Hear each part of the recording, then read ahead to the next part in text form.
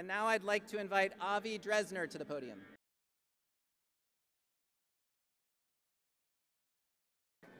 Good morning, beloved community. My name is Avi Dresner, and I'm the son of Rabbi Israel Dresner, the most arrested and jailed rabbi during the Civil Rights Movement, and an ally and friend of the Reverend Dr. Martin Luther King, Jr. My dad stood less than 20 feet away from Dr. King right here when he delivered the iconic I Have a Dream speech. Today, I represent my father and the Pro-Human Foundation's Renewing the Dream initiative, which seeks to revitalize the marker on this hallowed ground where Dr. King spoke. It is so faded that most visitors step on it without even knowing it's there. We intend to change that. One of the designs being considered has Dr. King's footprints on it, and I hope it gets chosen because of all the miles those feet marched so that we and our nation could be here today. My father walked many of those miles with him, including on the Pettus Bridge in Selma, where Dr. King asked him to deliver the prayer right before the march, which led to the passage of the Voting Rights Act. Today, the rights that Dr. King and my dad marched for are under assault. And to paraphrase the words of the great Rabbi Hillel, if we do not defend and renew them, who will?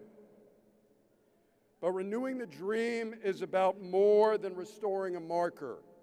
It is also about revitalizing the Black and Jewish alliance that my father and Dr. King embodied.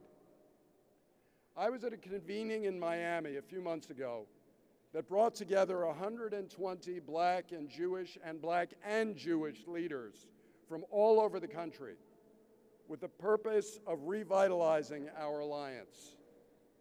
We seek to do so not to benefit Blacks and Jews, but because when we work together, it benefits the nation. Without our alliance, there would have been no Civil Rights Act or Voting Rights Act. And unless we work together again, unless all of us do, we will lose those precious pillars of our modern democracy. Whenever I speak publicly, I make sure to wear something of my father's. Today, it's his suit. Usually, it's his socks, because I could never fill his shoes. Similarly, Dr. King's footprints on the marker we seek to place here can never be filled, nor should they be. Footprints are useful only if we follow them. We all know the expression that those who don't know history are doomed to repeat it. But a much less well-known corollary of that is that those who do know history can repeat the good parts. And the Black-Jewish alliance is definitely one of the parts worth repeating. So let us follow in my father's and Dr. King's footsteps, and let us also make our own modern march, blaze our own trail, and dream new dreams. Thank you, and may God bless our efforts. We would like to take this time to thank some of our partners. When you hear your name. Good morning, folks. My name is Darrell Davis from the Pro-Human Foundation. I want to remind us that this year, 2026, is the 250th anniversary of our independence from Great Britain. In 1776, Thomas Jefferson wrote the Declaration of Independence, in which he said, "All men are created equal." Almost 100 years later, Abraham Lincoln, in 1863, said that our nation was conceived in liberty with the proposition that all men are created equal. Almost 30 years later, in 1892, every American, and since 1892, has put their right hand over their heart, faced our flag, and recited the words of Francis Bellamy, who authored our Pledge of Allegiance, in which he wrote, "One nation, under God, indivisible, with liberty and justice for all. 100 years after the Gettysburg Address with Abraham Lincoln, Martin Luther King Jr. stood right here where we're standing today and delivered one of the two greatest speeches and most recognizable speeches in American history, one being the Gettysburg Address by Abraham Lincoln, and the other being the I Have a Dream speech by Martin Luther King, in which he said he had a dream that one day this nation will rise up and live out the true meaning of its creed. We hold these truths to be self-evident, that all men are created equal. Folks, today, in 2026, our country is drowning in divisiveness and polarization based on skin color, religion, sexual preference, political party affiliation. Even last month, on our 250th birthday, the 4th of July, 400 white supremacists marched right here in Washington, D.C., proclaiming to reclaim America and take our country back.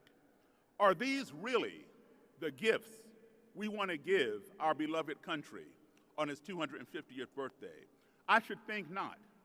Renewing the dream is where we can start. Let's start by making this marker right here upon which we're standing, where Dr. King stood, more visible. Each year, approximately 8 million people visit this Lincoln Memorial. You know what that adds up to? 20,000 people per day. Thousands of those people walk right across the marker, and now you can barely see it. The Pro-Human Foundation has proposed to put in a new and stronger marker, so people can come, stand on it, have their picture taken in the exact place where Martin Luther King read his dream. So we ask you that you help us renew the marker and help us to renew Martin Luther King Jr.'s dream. I also want to remind you that August 28th, today's date, of course, in 1963, 63 years ago, is the anniversary of Dr. King's speech. But also, August 28th, 71 years ago, in 1955, a young 14-year-old black boy was kidnapped, beaten, tortured, and murdered by two white racists for allegedly whistling at a white woman. His name was Emmett Till. Let us remember Emmett Till, and let us renew Martin Luther King's dream so all 14-year-olds, black, white, or otherwise, can live out their dreams. Let's turn Martin Luther King's dream into a reality. Thank you, folks.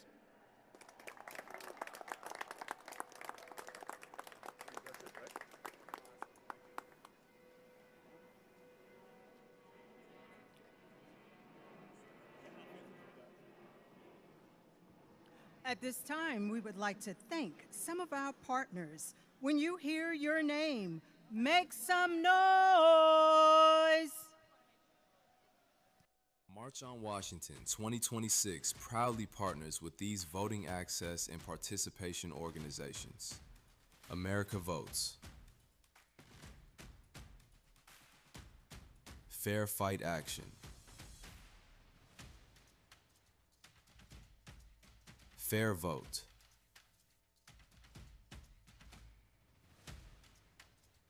Vote.org, Vote Riders,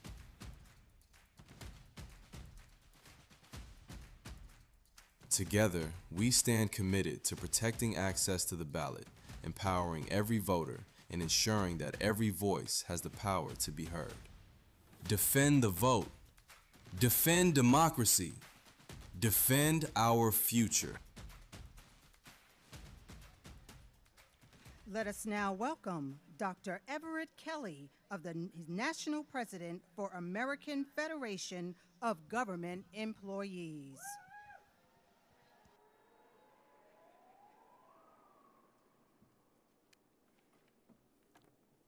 Good morning, brothers and sisters. I'm Everett Kelly, and I speak for 820,000 federal and D.C. government workers represented by my union, AFGE. They are the nurses at the VA hospital, the officers at the airport checkpoint, the women and men at the Social Security who take care of your grandmothers, grandfathers. Last year, this administration tried to strip union rights from nearly 1 million of them with a stroke of a pen. Not because they did something wrong, because AFGE sued them, because we said no to Elon Musk and his chainsaw. They haven't won that fight. We're still in court, and we aren't going anywhere. What about you? When they can't win a fair fight, this is what they always try. They change the rules. They rig the system. They try to make it harder to fight back, strip the union, and they think the workers get quiet. Got the Voting Rights Act, and they think the voters stay home. Same play, run twice, and they are wrong both times. Now, 63 years ago today, 250,000 people stood on this ground. A. Philip Randolph and Rustin organized them. And Dr. King stood right where and here and told the country about a dream. They didn't call the March for Freedom.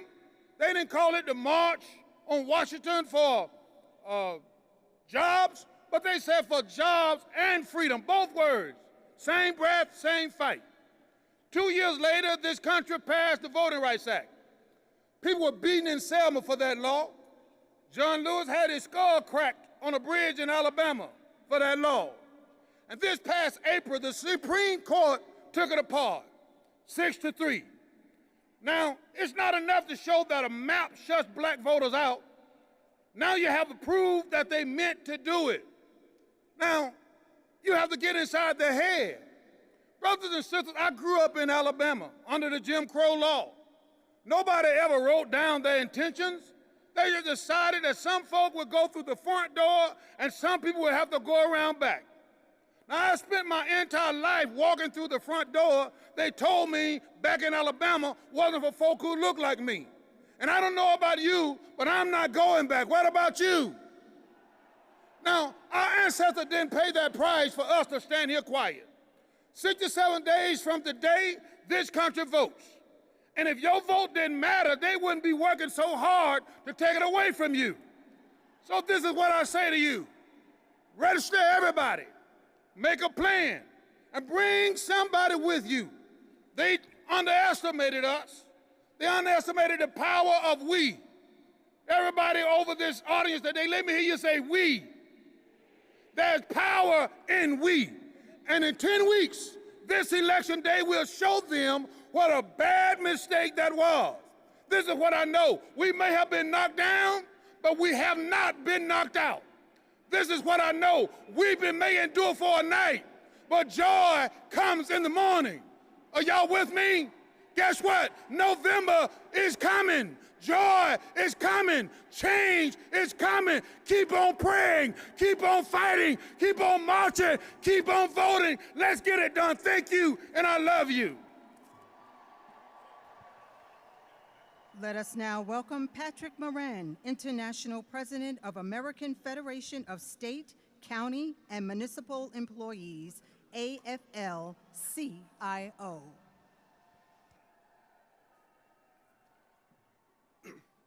Good morning. My name is Patrick Moran, and I'm honored to stand here on behalf of 1.4 million AFSCME members across America. Healthcare workers and child care providers, mental health professionals, sanitation workers, school bus drivers, custodians, library workers, and bridge inspectors, public service workers whose courage keeps our communities safe, whose dedication keeps our economy running, and whose solidarity keeps Dr. King's dream alive. 1 week ago, I had the honor to be sworn in as president of AFSCME, and I stand on the shoulders of the leaders who came before me, like this young man here, this great young man. I carry forward a movement that has never backed down. And I made a promise that day to fight forward, to fight for every working family, to fight for democracy itself. Because unlike some people a few blocks away from here, we actually believe in it. He understood that Dr. King preached that lessons on this very spot. He understood that civil rights and economic justice are not separate fights. It's why in the final days of his life, he went to Memphis, standing with 1,300 black sanitation workers, represented by AFSCME Local 1733, who walked off the job, held their heads high, and said, "I am a man." I feel that history today. Maybe in some ways it's repeating an all-out war on voting rights, a living you can't live on, the haves scapegoating the have-nots. But that's not all that's repeating. We're here. We're here today, thousands strong and fighting back against greedy corporations rigging the game, against anti-worker politicians trying to cheat their way to victory, against a system that lets children go hungry while their parents work double shifts. In Dr. King's final speech in Memphis, he spoke of the Good Samaritan, who look at the world and ask not, what will happen to me if I help my neighbor, but what will happen to him if I do not? This is the beauty of this moment. It's a call to look out for one another and advance the common good. It's why I'm so proud to stand with you today and continue the fight forward. We'll march against the authoritarians. We'll light a fire under our elected representatives. We'll talk to our neighbors about who's going to lower grocery prices, who's going to demand our freedoms, who's going to protect our voice and our vote. Together, we will prove that this still is a nation of dreams. That we've got the power, and we're going to use it. Thank you. Let us now welcome Lee Saunders, former International President, American Federation of State, County, and Municipal Employees, AFL-CIO. Well, good morning. You know, I have spent 50 years of my life in the labor movement. For 14 years, I had the honor of being president of AFSCME, the American Federation of State, County, and Municipal Employees. You just heard from the new president. He told you that we represent 1.4 million members across the country, public service workers, who work like hell every single day to provide essential services to the American public. Last week, I stepped down as president. I retired from my job. But I want to be real clear. I did not retire from my duties as a citizen. I did not retire from the belief in civic engagement. I did not retire from this fight, and I never, ever will. I'm here today. I'm here today because I am feeling the fierce urgency of now. As Dr. King put it when he spoke here 63 years ago today. Extremist radicals in the White House and in Congress, the privileged and powerful, the wealthy and well-connected, they don't want to take us back to 1963. They want to take us back to 1863. They're gutting voting rights. They're disenfranchising people of color. They are shaking the foundations of our democracy.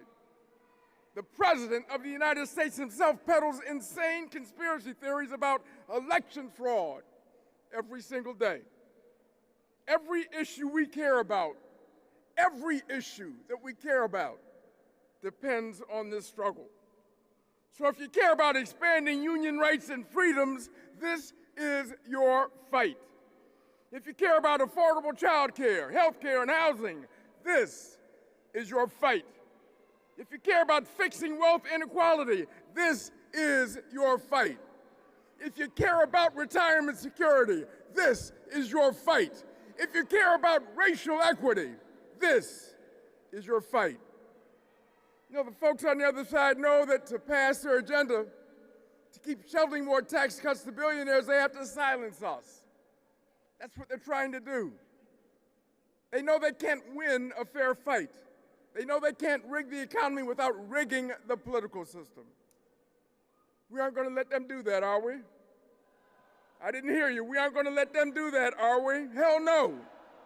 Not when the stakes are so high and the future of our democracy literally hangs in the balance. We have fought too hard and bled too much to turn back now. Dr. King sacrificed too much.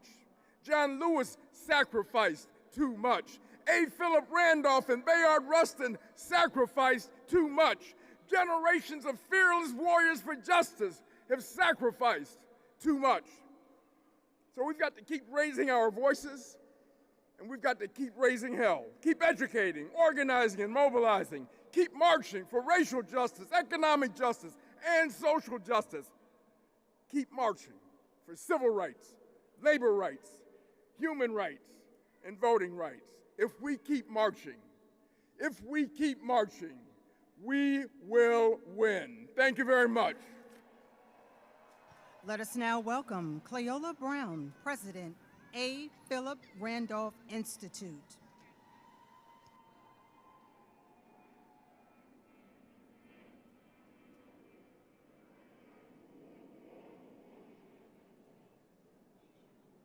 Let us now welcome Cleola Brown, President, A. Philip Randolph Institute.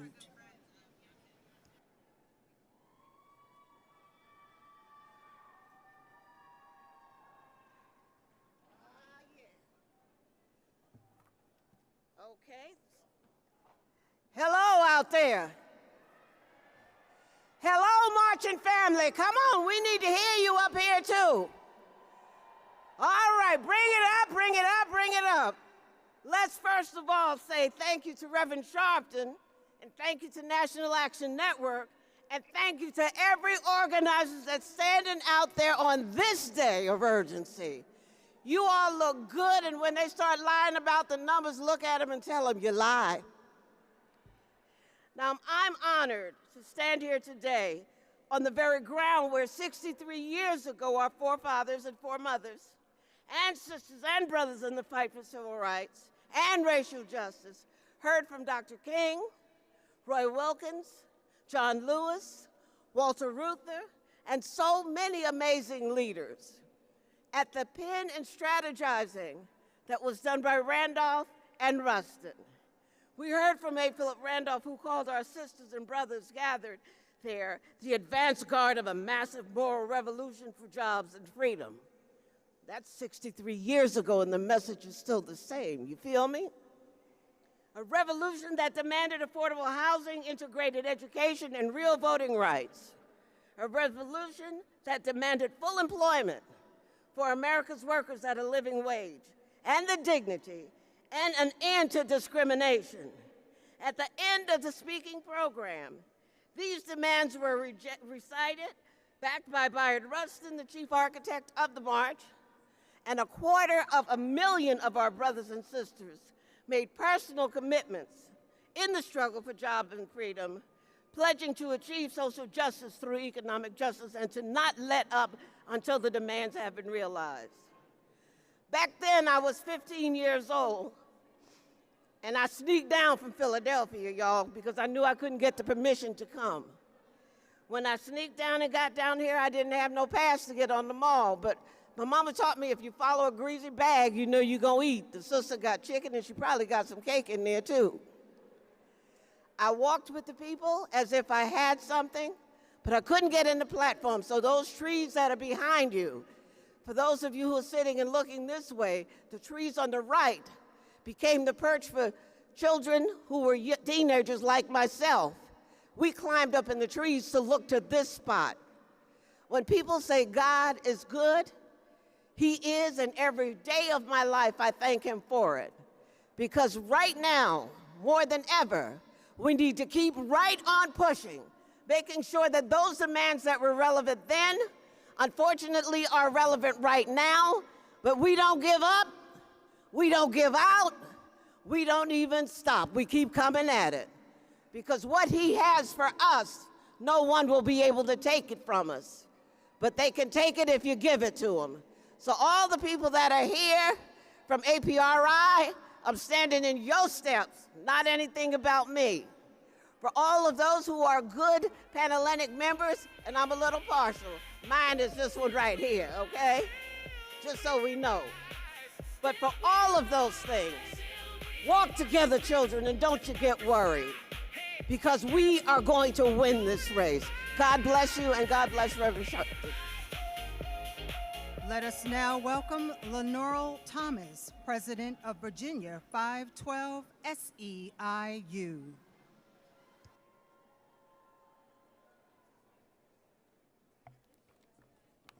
Hello, Washington. 63 years ago, workers from across the nation organized and marched on these grounds. My name is Lenore Thomas. I'm the president of SEIU Virginia 512. And we are here this morning to say the sacrifice of our ancestors will not be in vain. I stand here on behalf of 2 million members of the Service Employees International Union, the people who serve your communities, keep your hospitals running, and your loved ones cared for in their homes. SEIU is here to send a message. There is no worker power in a country where there is no ballot power. Here's why. The vote is sacred. It is sacred because of what it costs. Our ancestors paid for our ballots with their lives. They did not pay that price so we could pick and choose when to vote. They paid the price to make the vote ours. And they paid the price to make every vote count every single time. In Virginia, we know this fight firsthand. Virginians went to the polls and voted for a new congressional map. And when we asked the Supreme Court to uphold that vote, they said no. Why? Power. So when somebody tells me our vote does not matter, I ask them one question. Why are they working so hard to take it from us? Nobody spends that kind of money, that kind of power, and that much energy trying to silence something that is useless. They gutted Section 5 because our votes work. They gutted Section 2 because our votes work. They are coming for vote by mail because our votes work. Remember, elections have consequences. The ballot is not just about who gets elected. It is about what the people we elect do with the power we give them. When we show up and we do our part to elect people who share our values, we expect follow-through. We remember who stood with us, and we remember the people who forget us once they are elected. In a true democracy, the vote has more power than boardrooms and big donors, more power than secret meetings and hate. It has the power to get us the 3 things we all need: money, power, and respect. Money, so the worker who bathes your mother can afford to feed her own. Power, so we stop asking permission at the ballot box and at the bargaining table. And respect. So let's go get it, y'all. Register somebody to vote, drive somebody to the polls, and let's vote. Let us now welcome John W. Rogers Jr., founder, chairman, co-CEO, and chief investment officer of Ariel Investments.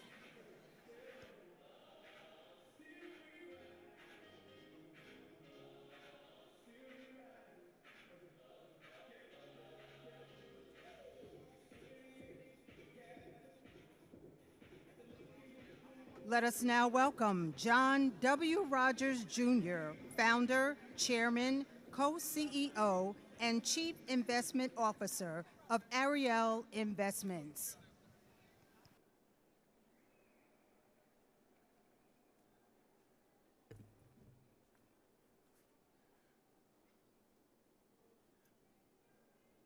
Good morning. I'm John Rogers, founder of Ariel Investments. My daughter and I are from the land of honest Abe Lincoln, not the city of dishonest Trump.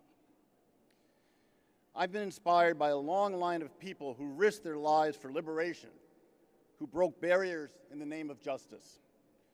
My great-grandfather was a fearless business leader. He built the Stratford Hotel, the largest black-owned hotel in the country that was destroyed during the Tulsa Race Massacre. My father fought overseas as one of the original Tuskegee Airmen, defending a freedom he didn't fully enjoy here at home. My mother was a pioneering civil rights leader. She sat in at lunch counters and introduced me to one of my heroes, Reverend Jesse Jackson.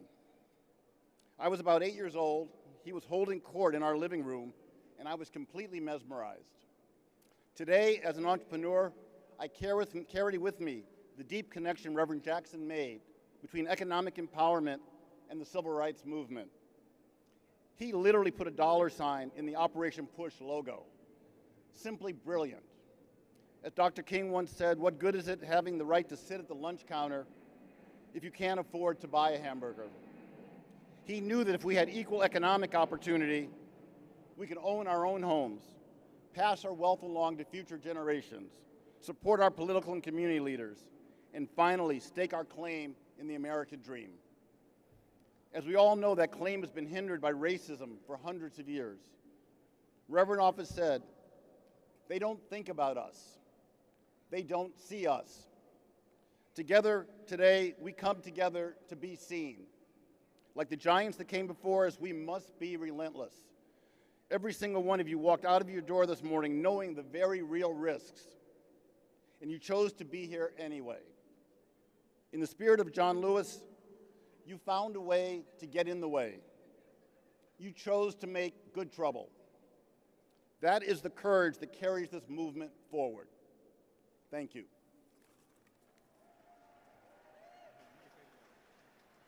Let us now welcome Arnie Duncan, former U.S. Secretary of Education.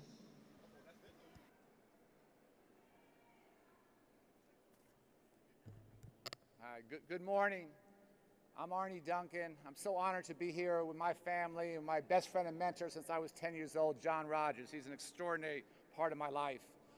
I was lucky enough to be part of President Obama's administration and now run a small nonprofit called Chicago Cred, based in Chicago, and our laser focus is on reducing gun violence.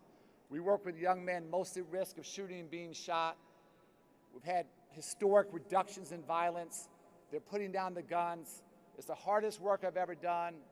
Honestly, the most heartbreaking, but also the most inspiring and hopefully the most meaningful. And on Monday at one of our sites, we did a lesson on democracy and divided the men into two teams, Team Cred and Team Pushing Peace, to talk about the issues in their community. And they were eloquent and passionate about the need for more affordable housing and healthy food and better schools and better health care. But when we asked them, were they thinking about voting in November, the room all of a sudden that had been vibrant got very, very quiet. And we explained that those that have been most disenfranchised have the most to gain by voting, but the system has let them down for too long. And so in the next 67 days, as we work hard to protect the right to vote, to work to preserve our democracy, I urge all of us to focus on helping those who have been most disenfranchised, those who are most likely not to vote, to come out and do exactly that. It is the most powerful and the most peaceful thing that the men we serve and the communities we serve can do to better their lives and better the country. And if we can do that together, if we can do that collectively, I promise you in 67 days, we can change the world. Thank you so much for all that all of you do. God bless. Let us welcome Dr. Cheryl W. Turner, International President of Delta Sigma Theta Sorority, Incorporated.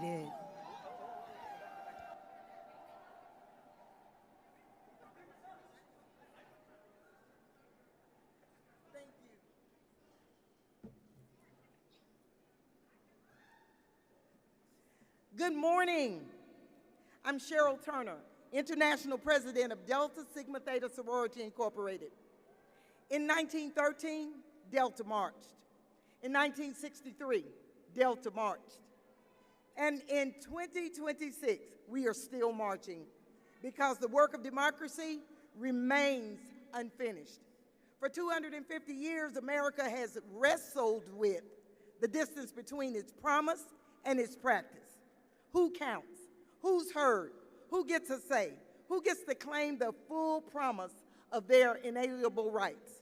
Just weeks after our founding, our 22 founders stepped into the streets of Washington for the women's suffrage procession because they understood a truth that still remains. Freedom cannot be divided. Citizenship cannot be partial. And democracy cannot belong only to some. 50 years later, Delta was here again. Our 10th national president, Dorothy Height, was integral in the planning of the 1963 march. And today, Delta women register voters, educate communities, mobilize citizens, and protect access to the ballot. And we know that protecting the vote requires more than participation. It requires vigilance, persistence, and sometimes it requires the courage to challenge power itself. That's why when voting rights are threatened, we take to the courts. In Georgia, Delta challenged the barriers to the ballot. In Texas, Delta fought restrictions on voter assistance, and in Mississippi, we defend Black voting power. And in federal court, we fight to protect access to mail-in voting. We organize, we educate, we litigate, we mobilize, but we do not retreat. Because when the right to vote is threatened, every other right becomes more vulnerable. The fight to vote is more than what happens at the ballot box. It's a declaration, and our voice is not negotiable. So, in 1913, in 1963, 2026, different generations? Yes, the same charge though. Different battles? Yes, the same determination though. The years change, the assignment does not. So I ask you, what will we do? Defend the vote. What must we do? Defend the vote. What will Delta do? Defend the vote. Let us now welcome Rabbi Jonah Pesner, Director of Religious Action Center of Reform Judaism and Senior Vice President of Union for Reform Judaism.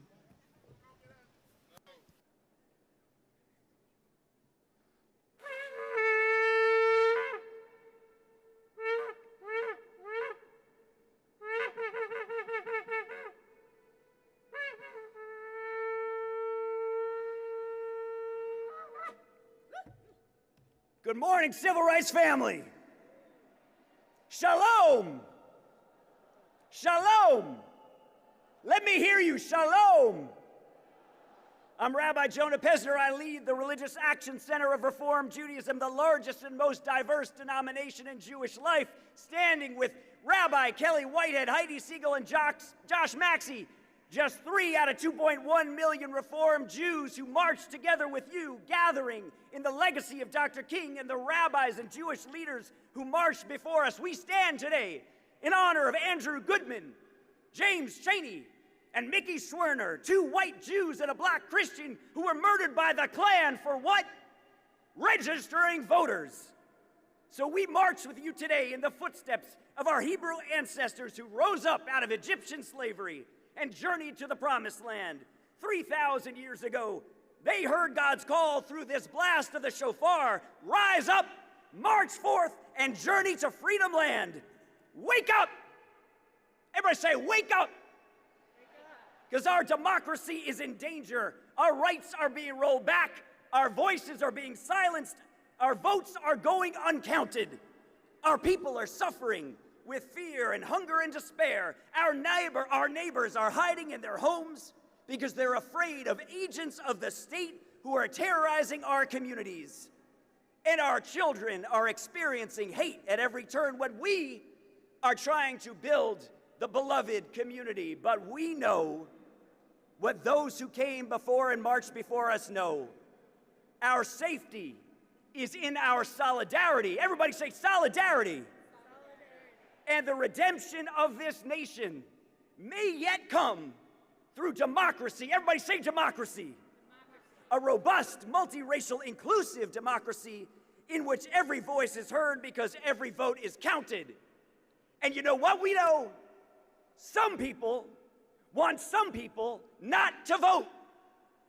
Are we going to stand for that? No, we're going to march. The Voting Rights Act of '65 was written in our conference room at the RAC. But we also know the Voting Rights Act was not written in a conference room. It was written in blood in Selma and transcribed in our conference room. So to honor those who gave their blood and their lives, I ask you with love and pride, will you lift your voice? Will you demand justice?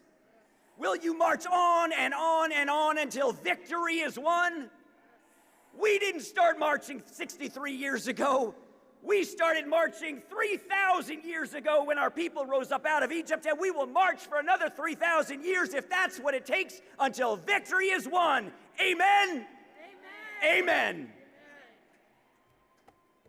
We'd like to thank some of our partners. So when you hear your name, make some noise. March on Washington 2026 proudly partners with these democracy protection organizations. DC Vote, Declaration for American Democracy, Democracy Forward,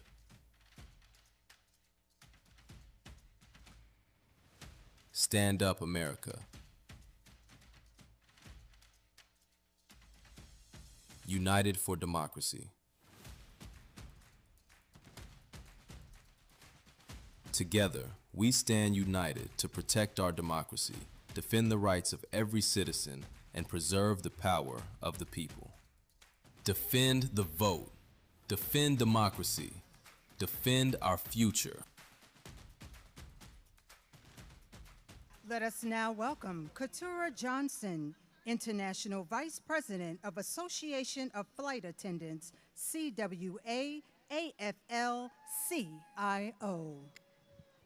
All right. What's up, family?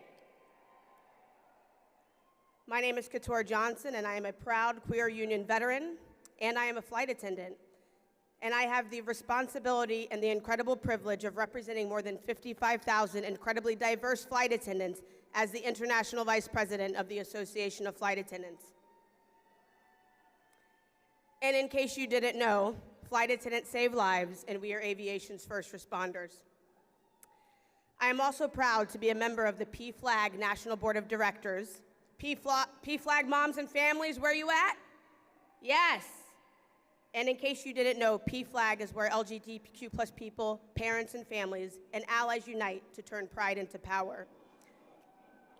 I know we as flight attendants, we ask folks every day, multiple times a day, if you are willing and able to assist us in the event of an emergency. We ask you and we trust you based on a verbal yes, your word, and so does everyone else. You all have trusted folks you have not seen. Today, I need to know if you are willing and able to assist us in this emergency and turn your privilege and pride into power. And we're gonna need some verbal yeses. We'll start with the easy one. Are you willing and able to listen to flight attendants? We save lives, and we've been doing a lot of it lately, and we're tired. Are you willing and able to support the Delta flight attendants to organize their union to raise standards of workers in the South and across the country? Yes, because voter suppression is union busting, and guess what we know? Union busting, it's disgusting. Are you willing and able to protect the trans folks and the LGBTQ+ community? Are you willing and able to use people's pronouns even if you don't get it? Are you willing and able to fight for people to make their own choices about their bodies? And are you willing and able to stand up for migrants? Are you willing and able to stop clapping for veterans and instead organize to ensure those like myself who have sacrificed for this country are seen, respected, protected, and cared for in and out of the war zone, in and out of the closet? Protect trans veterans and soldiers of color. Are you willing and able to stand with postal workers and ensure mail-in ballots are still counted because your vote should not count no matter where you are on Election Day, and the U.S. mail is not for sale? Are you willing and able to fight for health care and housing for all?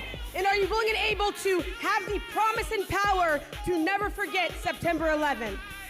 Are you willing and able to use your privilege as power and turn your power into vote? Because when we vote, we protect families. When we educate, we empower communities. When we organize, we build power. And when we show up together, we shape the future. And when we fight, we win. This is a time for good trouble, necessary trouble. It's going to mean protest. It's going to mean education. It's going to mean to get uncomfortable. It's going to mean disturbing the peace. And it will mean fuck around and find out. And that means risk. And risk is hard. But it's only through risk that we've ever gained freedom. So my question to you, what are you willing to risk? And who are you willing to risk it for? Fight it and save lives. Protect trans folks. Respect veterans. Contract now. Watch and support women's births.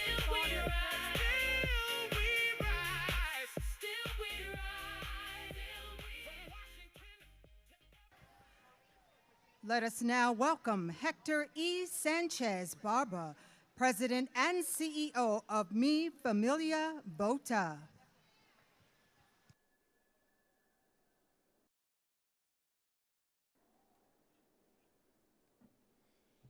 Buenos dias, brothers and sisters. What a beautiful, powerful morning. We gather today in the spirit of those who marched on Washington before us, those who understood that democracy is something we fought hard for and that every generation must continue to defend. The work is far from done. Today, our democracy is being tested. Across this country, voting rights are under attack. Our communities face new and dangerous barriers to the ballot. The protections of the voting rights are gone.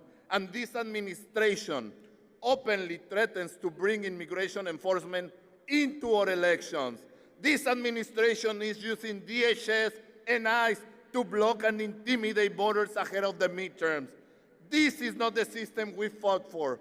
No American citizen should ever have to wonder whether going to vote could put their family, their neighbors, or their community at risk. For Black and Latino communities, we know this history. We know that voter intimidation looks like. We know what happens when those in power decide that our voices are too powerful, our communities are too organized, and our votes are too consequential. But we also know something else. When Black and brown communities stand together, we can change our nation. Our communities have marched together. We have organized together. We have fought together for civil rights, worker rights, voting rights, and human dignity. And today, we must stand together again, united in purpose and conviction. Black voters matter. Latino voters matter. Our voices matter. Our votes matter. Together, we represent a force powerful enough to defend the promise of the American democracy. So our message today is simple. We will not be intimidated. We will not be divided, and we will not surrender our voices to our political power. We will register, we will organize, we will mobilize, and we will vote. And Black and brown, together, we will defend our democracy and continue to march towards justice. Sí se puede.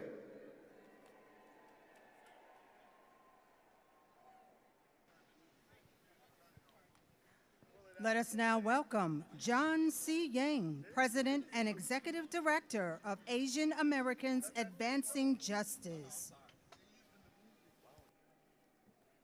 Good morning. 大家好. When I say vote, we say now. Vote! Vote! Vote!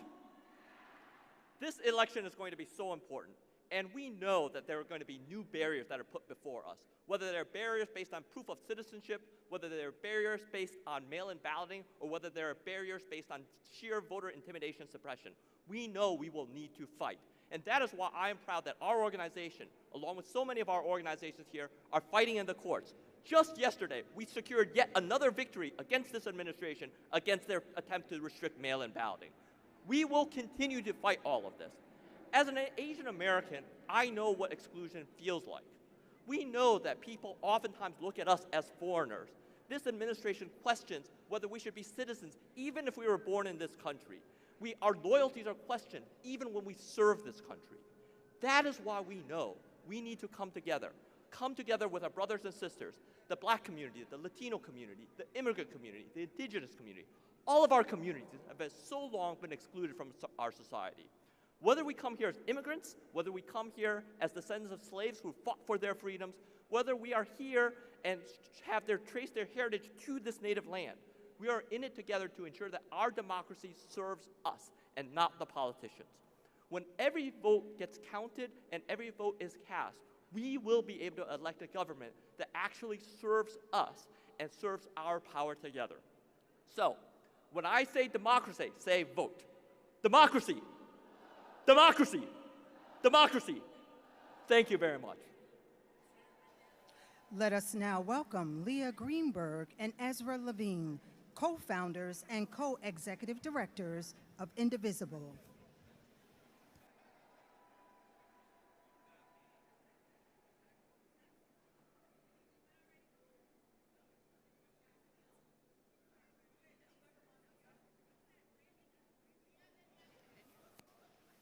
Let us now welcome Leah Greenberg and Ezra Levine, co-founders and co-executive directors of Indivisible.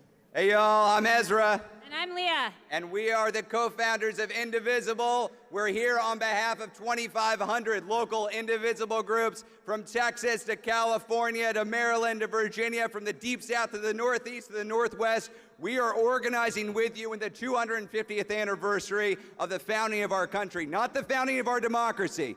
Everybody here knows that it's not the 250th anniversary of the founding of our democracy. We didn't get a real democracy until civil rights legends organized, marched, protested in the 30s, the 40s, the 50s, in Montgomery, in Selma, in Washington, D.C. here 63 years ago. We are marching today with you to demand our vote and a real democracy that actually represents us. Now let's be clear, the Civil Rights Act, the Voting Rights Act, these were not gifts from the powerful. They were victories wrested from the powerful by ordinary people with extraordinary courage. Generations of American heroes who stood up, who put their bodies on the line, who marched to defeat the segregationists, to defeat the fascists, to defeat all the forces that would stand against us. The democracy that was wrought for us by those heroes is young, and it is fragile, and it is under threat today. The same poisonous ideology that built the Confederacy, that ended Reconstruction, that instituted Jim Crow is alive and well. We see it in the Supreme Court's gutting of the Voting Rights Act. We see it in the rampant threats to the vote rising across the country. We're here today because we refuse to be divided, because our fates are linked, and because we treat an attack on one as an attack on all. We are here to organize. 63 years ago, Bayard Rustin was one of the lead organizers of this event. He's got a great quote. We need in every community a group of angelic troublemakers. Y'all, we've got a big group of angelic troublemakers out there. This is why Indivisible, with thousands upon thousands of organizers around the country, organized No Kings 1, No Kings 2, No Kings 3, 5 million, 7 million, 8 million people out in the streets. Are we done? How many kings? No kings. Are we going to let the fascists get what they want? Are we going to organize? We're demanding one thing, a real American democracy, indivisible with liberty and justice for all. Liberty and justice for all. Liberty and justice for all. We're here with you, and we're going to demand it together.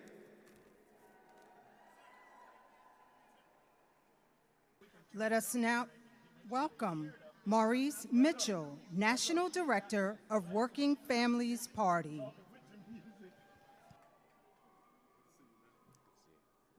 Washington, D.C., let me hear you. My name is Maurice Mitchell. I am the National Director of the Working Families Party, where we believe the radical idea that in a democracy, people like you and I should govern, not the uber wealthy, and certainly not giant corporations or oligarchs. If that's an idea that you believe in, let me hear you, Washington, D.C. Now, I don't have a lot of time with y'all today, and this is a nonpartisan event. And as a person who leads a political party, that's the easiest and hardest thing in the world. Easy because I don't believe the story that it's about red versus blue. I believe the majority of this country is feeling a righteous anger against injustice, so I'm here on behalf of that pissed off majority. Let me hear you if you're part of that pissed off majority. Now, let's talk about partisanship. A partisan is someone who supports a people or a cause. So if I am a partisan, I am a partisan for working people still struggling to get by in the richest country in the history of the world. If I am against anyone, I am against those who think healthcare and childcare and a good paying union job and a home you could afford and time with your loved ones should be out of reach for anybody. I am against the Christian nationalists who corrupt scripture or the tech bros who want more while we all get less. I am for white farmers who used to don those red hats but who now fight side by side with black and brown folks in Tennessee against data centers that corrupt their land, drive up utility costs, and drive profits for the wealthy. I am a partisan for black folks in the South still fighting for voting rights. To hell with a corrupt Supreme Court. I am for the folks in Minneapolis and LA who risk life and limb for their neighbors when masked men with guns occupied our cities. I am for children in Tehran and Palestine facing missiles paid for by our tax dollars, resources that should go to building schools and feeding children versus bombing schools and killing kids. We are not the crazy ones. What's crazy is continuing to accept the status quo constructed by the architects of war and division that have only brought misery and ruin to our world. When has that ever worked for us? I'm tired of accepting they're crazy, so if you're mad as hell and sick or tired of being sick and tired and you're hungry for freedom, Working Families Party is a home for you. Thank you, Washington, D.C.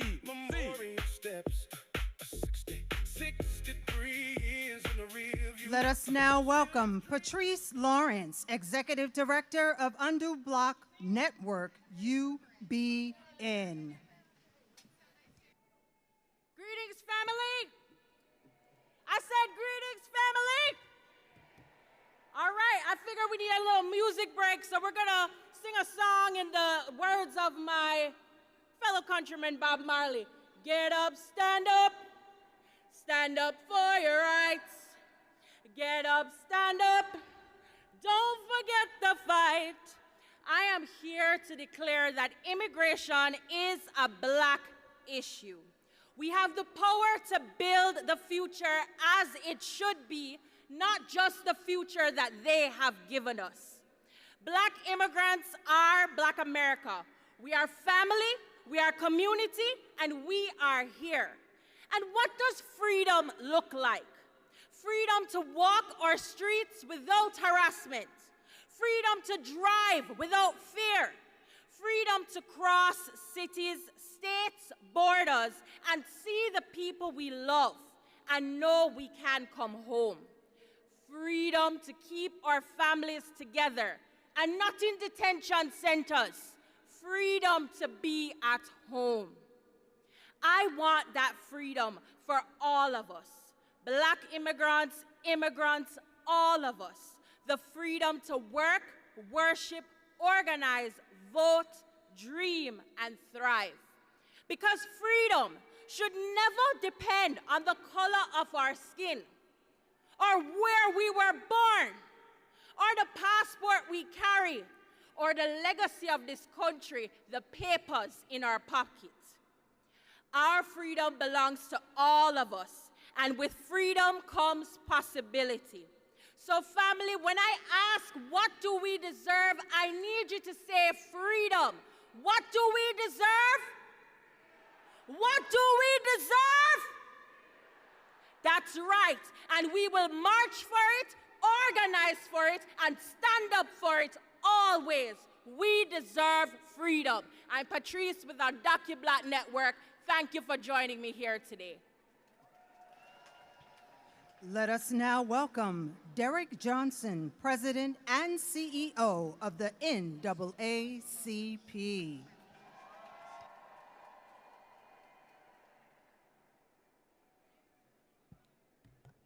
"63 years ago, people convened on this mall.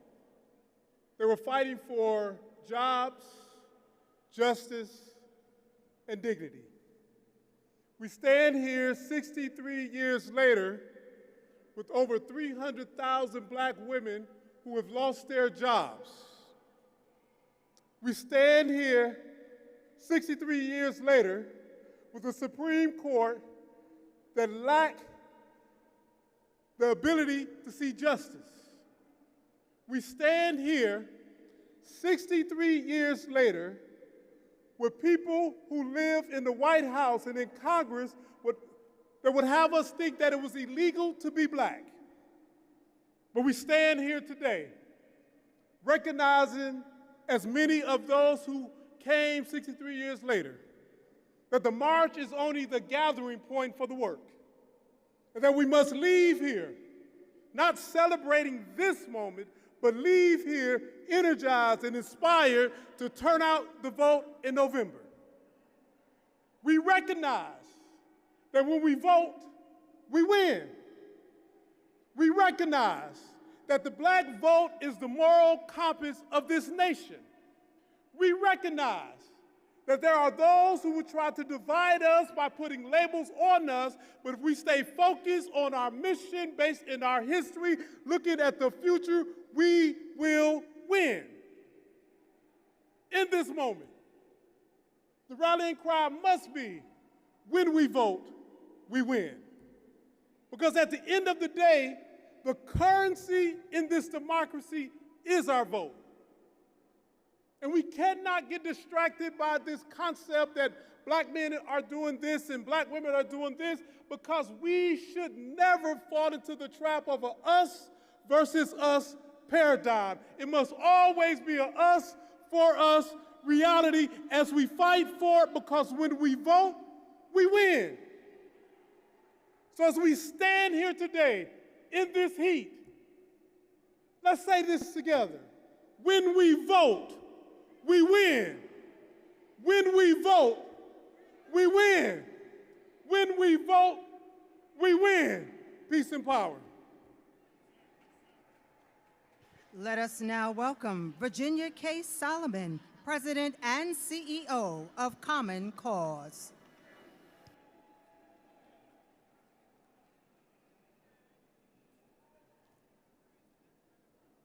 My name is Virginia K. Solomon, and I am the President and CEO of Common Cause, here representing our more than 1 million members around the country. Today, we aren't here just to remember history, we are here to make history. Look around, just as the civil rights leaders of the past stood in the face of authoritarianism in the South and throughout the country, so too do we. We live in a time of military occupation, corruption, conflict, and the dismantling of civil rights, state-sponsored murder by ICE agents, and unbridled capitalism. And we are living through white supremacy's desperate last stand. And while it may not feel like it at times, we are winning. The far right knows we're winning, and Donald Trump knows we are winning, and that is why they are desperately trying to weaponize their power against us. But let me tell you something, their power is temporary and ours is permanent, because love always wins. Justice will always prevail, and we will win the fight for voting rights. We will win the fight for economic justice. We will end the corruption of this administration, and we will win the unfinished fight for rights for all of our people. Because this country is ours. And we know when we stand united, we are completely unstoppable. So we are going to show up, we will organize, we will vote. Say it with me, we will vote. And we will fiercely protect the rights of so many others and those who bled to secure our right. So if you're worried about how those in power are trying to disrupt our right to the ballot, one of the most impactful things we can do right now is become an election protection volunteer. So I don't want you to just stop with your vote. I want you to find somebody with a Common Cause t-shirt in this crowd at one of the cooling stations and sign up to become an election protection volunteer in your community so you can help voters navigate the voting process, answer their questions, identify and report issues at polling locations, and help ensure that every eligible voter can cast a ballot without unnecessary barriers. So please, what are we going to do? We're going to find an election protection volunteer, and we will ensure that we are not only voting ourselves, but we are helping others to secure their votes. Thank you. Let us now welcome Kelly Robinson, President of the Human Rights Campaign.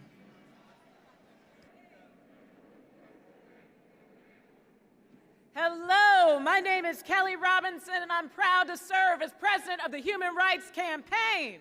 We are 4 million members strong. We are the largest lesbian, gay, bi, trans, and queer civil rights organization in the nation, and we will be damned if democracy dies on our watch, y'all. Do y'all know Bayard Rustin?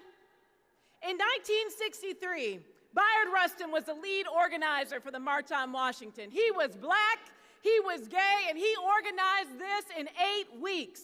But still, they left his name out of the history books. Not today. Bayard Rustin, y'all. We are saying his name today. Somebody say Bayard Rustin. Because look, in 1963, hardly anyone was out as gay. Because you could lose your job, your family, or even your life.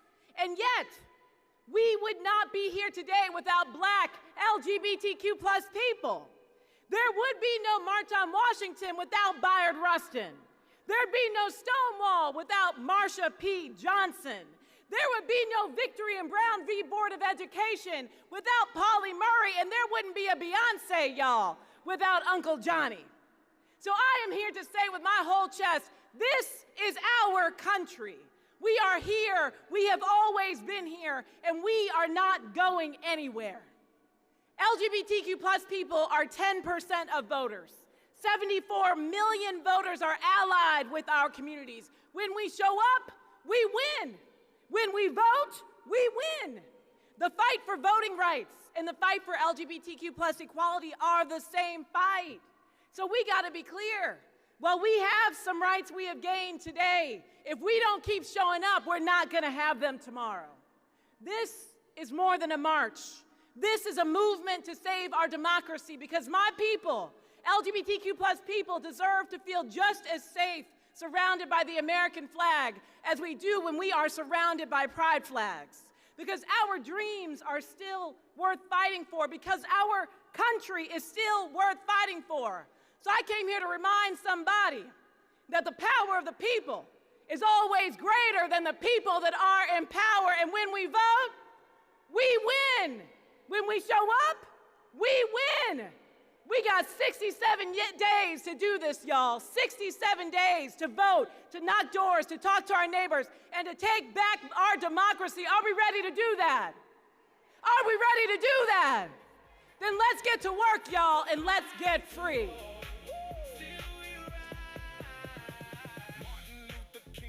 Let us now welcome Reverend Dr. George L. Parks, Jr., Division Director of Pastors and Ministers Division of the National Baptist Convention, USA, Incorporated. Good day, friends. I'm standing today in the place of the Reverend Dr. Boise Kimber on behalf of the National Baptist Convention, USA, Incorporated. Friends, let me remind you that today we are standing on holy ground. This is not holy ground because of Washington, Roosevelt, or Lincoln, but we are standing on holy ground today because of the likes of a Martin Luther King, a Ralph Abernathy, a Mahalia Jackson, and a Bayard Rustin. We are standing on holy ground today because we have unfinished business. This is holy ground because our ancestors challenged America, and reminded us of our worth. I want to remind you today that we stand here today not for a moment. We stand here today not simply for a memory, but we use this day as a launching pad for us to get out and vote. So I want to remind you, get out and vote.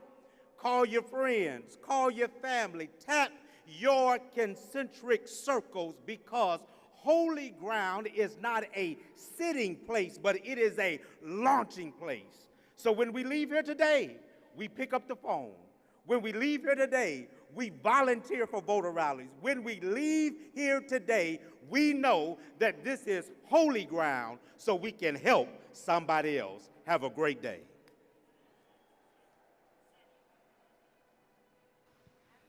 Let us now welcome Damien Sneed and Chorale Les Chateaux, singing Lift Every Voice and Sing.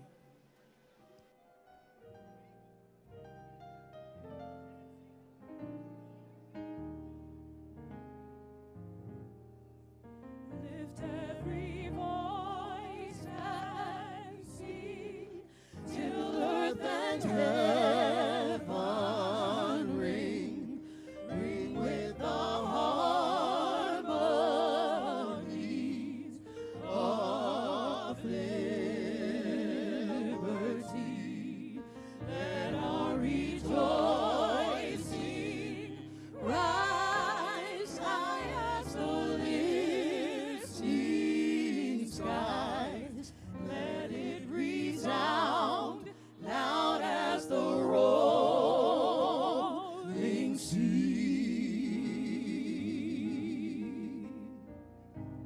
Sing a song full of the faith that the dark past has taught us.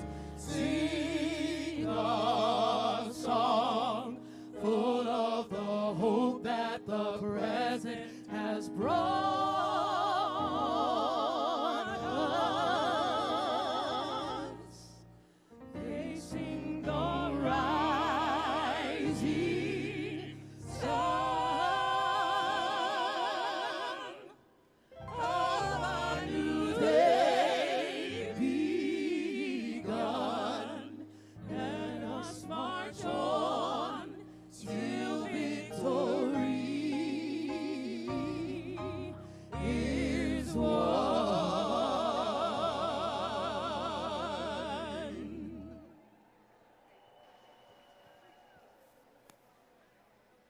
Let us now welcome the youth delegation, Ashley Sharpton, NAN Youth Huddle founder, Minister Christian Matthew, NAN Youth and College National President, Chloe McIntyre, Vice President, AUC, NAN Chapter, Yakija Maddox, NCNW, Hampton, Virginia Chapter, Talik McMillan, NAACP National Youth Director, and Darrell Coles of the Black Youth Vote.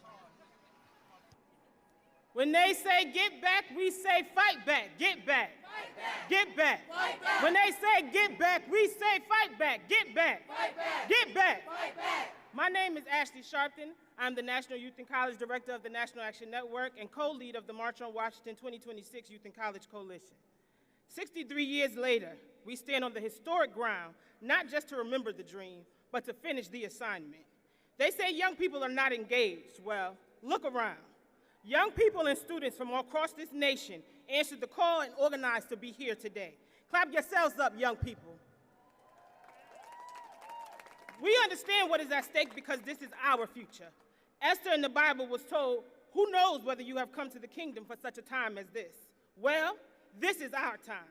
We stand on the shoulders of Dr. Martin Luther King and Coretta Scott King, Dorothy Height, Shirley Chisholm, Reverend Jesse Lewis and Jacqueline Jackson, Congressman John Lewis, Reverend William Augustus Jones, Hazel Dukes, Wyatt T. Walker, Attorney Michael Hardy, our leader Reverend Al Sharpton, and so many others who carried this movement before us. And we remember young organizers like our own Ousmane Diallo, who stood on this stage with us in 2023, but he is no longer here today. They did their part. Now the assignment is ours. Showing up today was a great step, but we cannot just commemorate history. We have to make our own history. Our voting rights are under attack. Families are struggling to afford everyday life. Equal opportunity is being rolled back, but we have survived too much and come too far to turn around now. They may call check, but they haven't called checkmate. This fight does not, and we will not leave the Lincoln Memorial today, not on our assignment. If we are going to build power, we have to stay connected, stay organized, and stay in action. So if you're 40 and under, there should be a QR code. We want you to be in touch with us and engage with us on the coalition. You're going to hear from the leaders of that coalition right now and national youth leaders across this nation, because the future is not coming. The future is here. Now you're going to hear from Chloe McIntyre from the NAN AUC chapter, Daryl Coles from Black Youth Vote, Sophia Farrell from New York State NAACP, Yakaija Maddox from NCNW, Minister Tyleek McMillan from NAACP, Tabia Lee of NAN Howard, and Minister Christian Matthew of the National Action Network. Let's clap them up.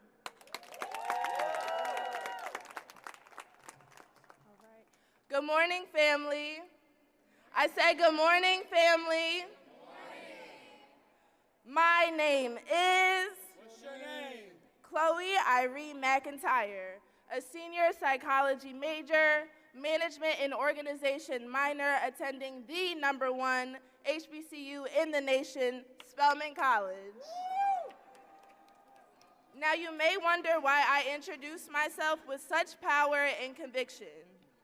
But this is the exact standard that matriculating in such a rich environment sets. I humbly serve as the Vice President of the National Action Network AUC Youth and College Chapter. And today I stand here representing the heartbeat of the movement, the young people. We are the generation raised by group chats, campus protests, and the belief that our voices are not just important, they're necessary. We have been educated about our Morehouse brother, Reverend Dr. Martin Luther King Jr., and the history made 63 years ago with the March on Washington. Now we're living it. We're not just studying history in our classrooms, now we're standing in it. When I look at this crowd, I see students who left dorm rooms, early classes, and other significant commitments to be here.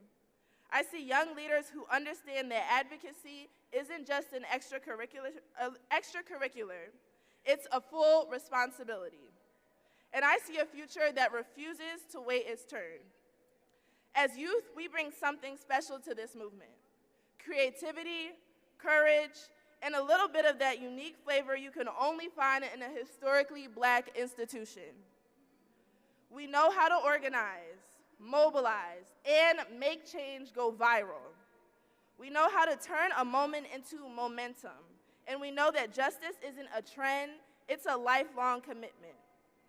Today we march because our communities and our friends deserve safety. We march because our elders and our ancestors fought too hard for us to sit quietly or silently. We march because voting rights, equity, and dignity are non-negotiable. And we march because the future is not something we inherit, it's something that we build. So to every young person here, keep showing up, keep speaking up, keep pushing this nation to be what it promised to be, because the movement continues, and we are the generation making sure it does not stop. So thank you, let's keep marching forward.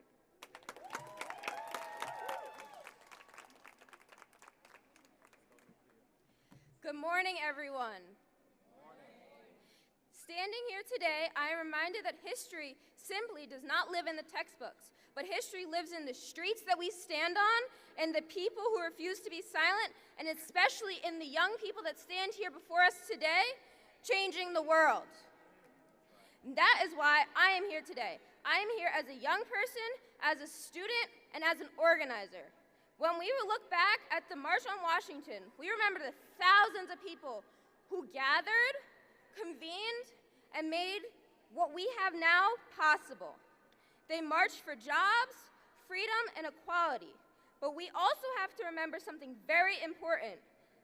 Many of the people who helped to make the movement possible were our age. We're young, just like we are today. And now it is our turn. Look at your neighbor and say, it is our turn.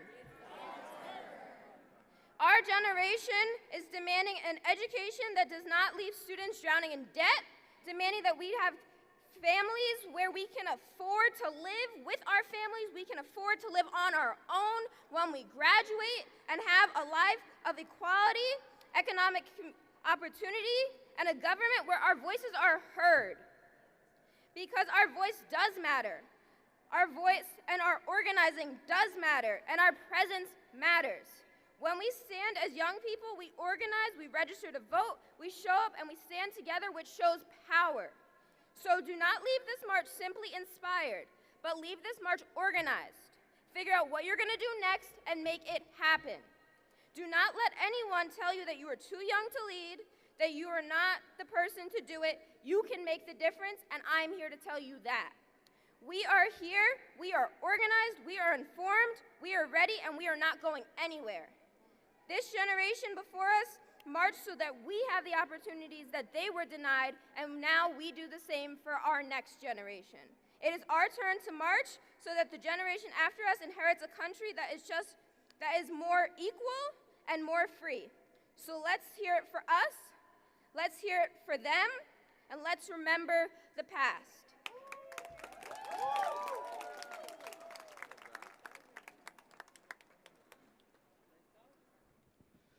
Good afternoon, my brothers and sisters. My name is Daryl Coates, National Project Coordinator for Black Youth Vote, a signature program under the umbrella of the National Coalition on Black Civic Participation. And it's truly an honor and pleasure being here with all of you today. Today, we are standing on sacred ground, but we are not here simply to remember history. We are here to continue it. We are here to write into history. Our generation is next up. And it's our responsibility to keep the mantle going. And we're standing on shoulders of people that bled and fought and died for our right to be here. So thank you for all you freedom fighters for being here, our brothers and sisters behind us, the next youth leaders, and we will continue on the fight. And thank you to my black youth delegations that's out here that came across the country to speak up truth to power and to keep fighting for millions of young black voters across this country. We will continue the mantle, and peace and power, my brothers and sisters.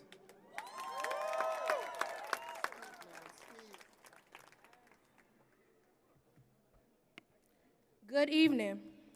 My name is Jakaja Maddox Charles, and I am a fourth-year psychology major on the forensics track with a criminal justice minor, originally from Jacksonville, Florida. And I proudly stand before you as the rechartering president of the Hampton University section of the National Council of Negro Women. But I do not stand here alone. I stand here with my sisters, carrying the sacrifices, prayers, and unfinished work of those who came before me.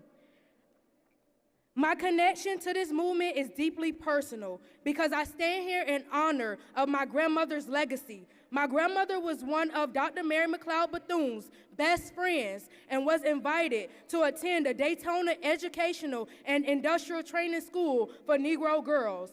Although she was unable to attend because she had the responsibility of taking care of my mother, I continued her legacy and her pride. This is why I took a leap of faith in continuing through generations at Hampton University to become a dedicated president and member and continue my commitment to serve as an officer and member of the Order of Eastern Star. And think, to my section, we started with just 3 members, from 3 to 120 active members, to now a total of 245 members who have answered the call to serve advocacy and leadership. We mobilize a new generation of collegiate women who understand that advocacy is more than a social media post. Service is more than a title. Leadership requires action. So my question is, what are we doing with the road that they built for us? Because today, our generation is facing affordable crisis. We are earning degrees while questioning whether we can afford housing, groceries, healthcare, and a future with economic mobility. To many young people, we are struggling to find opportunities to allow them not just to survive, but to live. And we cannot ignore the power connected to our vote and our voices. Because they fought for our right to vote when their voting costed them their jobs, their safety, and sometimes even their lives, They fought for education when they were told that they did not deserve it. They fought for the representation when the country refused to see them, hear them, or make room for them. And our ancestors also fought to access this ballot. We cannot become the generation that take it for granted. Again, young people, we cannot be the generation that takes it for granted. So today, we march to defend the vote, protect civil rights, and representation and demand economic justice. Their sacrifices was not the end of the story. We are the continuation. So let us march, let us vote, let us organize, let us speak, and when the democracy calls our name, may history remember that we answer without fear and touch not our anointing. Thank you.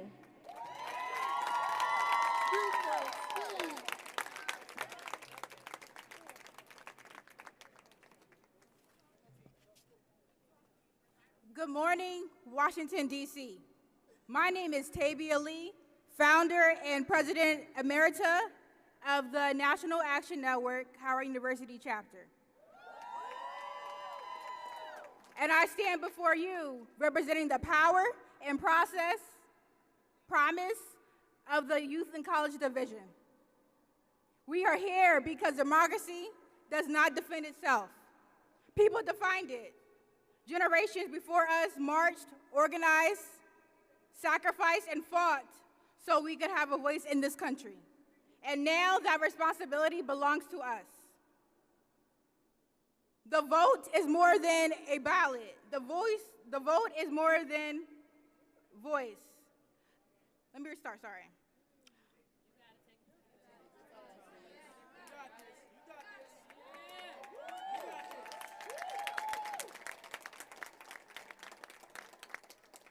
The vote is more than a ballot. The vote is our voice. The vote is our power. The vote is our future. At Howard University, we inherit a legacy of leaders who understood that freedom was not simply handed to us. It was organized for, marched for, and fought for. And now it is our turn to lead. For me, this fight is deeply personal. I proudly serve the children of Prince George's County Public School under the leadership of Dr. Sean Joseph, and I have the privilege of teaching extraordinary students at Glendale Elementary School. Every day, I look at their faces and see the future. That is why we're not only defending the vote for those who can cast a ballot. We're defending the vote for children who cannot vote yet. We are protecting their schools, their communities, their opportunities, and their right to inherit a democracy where our voices matter.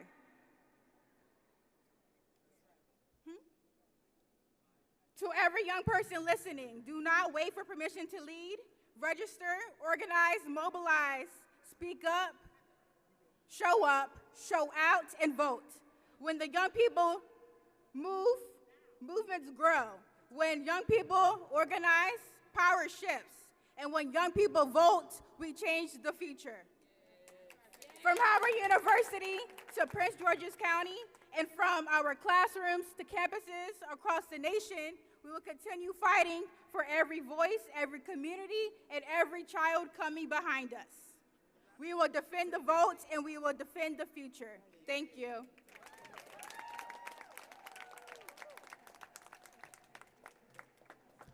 Good morning, siblings. How we doing today? This is the time for a new democracy.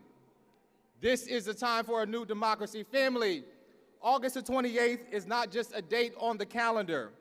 We chose August the 28th because today, in 1955, a young black boy by the name of Emmett Lewis Till was lynched in Mississippi. He was 14 years old. And nearly 71 years later, we gather again because the lynching of black people in this country did not end when the rope was taken down. But today, we are witnessing the modern day lynching of our rights in this country. We see voting rights stripped away and democracy made harder to attain, and diversity, equity, and inclusion being dismantled right in front of our eyes. We see higher education becoming increasingly unaffordable while our HBCUs are underfunded and under attack simply for being what the first two words in their history profoundly declaim, historically black. We see black men and women, black boys and girls, black non-binary and queer siblings fighting simply for the right to survive, whose lives and deaths demand that we confront the silence that still exists within our own communities. Some of us have been in the house so long that we have forgotten what the storm feels like. And I have come to remind you that we have not yet arrived. We may have black CEOs, we may have black elected officials, but liberation was never tied to the measure of how many seats we can attain. Liberation is measured by whether we, the people, have those sacred words of life, liberty, and the pursuit of happiness. So I refuse to people, not to the president, not to a political party, not to a billionaire or a corporation, but we, the people. We are not waiting for history to save us, but we are the storytellers, a new democracy. So when they just let the record show that we spoke up, when they told us that freedom was impossible, let the record show that we fought anyway, and show them what democracy looks like. No justice, no justice, no justice. What do we want? Make some noise. Thank all of my colleagues. They've done a great job.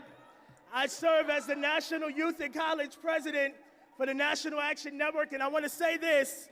There's a scripture, and the Bible says that they went before God, up to God, asking God, what shall we do? Singers, to praise God in the beauty of holiness.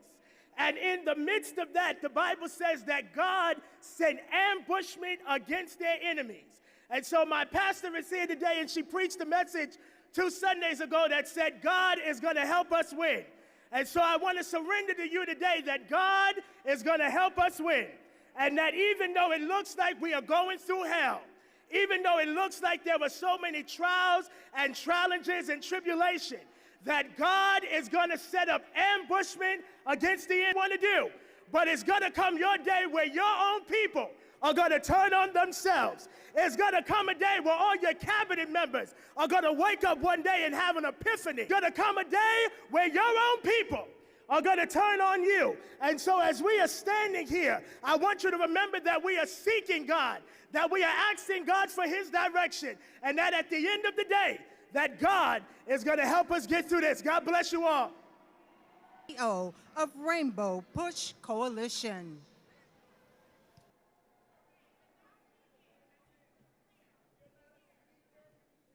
Thank you. 63 years ago, Reverend Dr. Martin Luther King Jr. stood on the very step below me to remind America that to be a great. At that march in 1963, from all walks of life, ordinary people came. They came not with overwhelming political power. That if my people, who are called by my name, would humble themselves and pray, seek my face, turn from their wicked covenant in their hearts, and with the faith that the dark past taught them, and with the hope that the present had brought them, that through their sacrifice, tomorrow's America would become better than the America we live in today.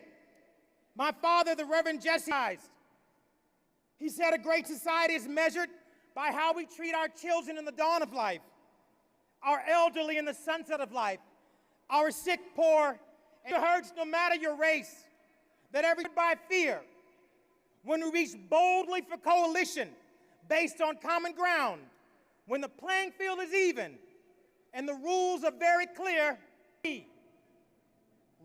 LGBTQ, Latinos, grandma, to those, but you have dignity. Somebody. He said, I am. Somebody. Our coalition is undefeated. We're only vulnerable when we stand alone and divided. We must have the courage to find common ground and hang together. Or we dismantle the legal health education, wealth, home ownership. We won. Perhaps we celebrated too soon. Perhaps we celebrated too long. My generation was born on the sacrifice of others. But somehow as the years passed, we grew confused to think we actually hit a double. I love the music. To learn that the fights of liberty and eternal vigilance. But we're not going back 100 years. We'll build a new coalition, a new rainbow coalition.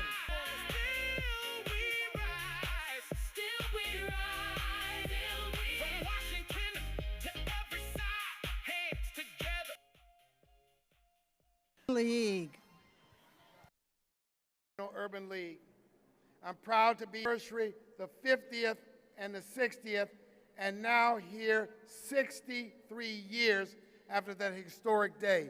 Some say that the American people have been hoodwinked, bamboozled, even led astray. That may be true, but not us. You cannot say America first while putting the American people last. You cannot say America first and put billionaires first. You cannot say America first and put bombs first. You cannot say America first while American children sit in underfunded schools, families ration medicine, veterans sleep on the streets, and working people can't afford a home. You cannot say America first while you drive 6 fairness and opportunity like diversity, equity, and inclusion.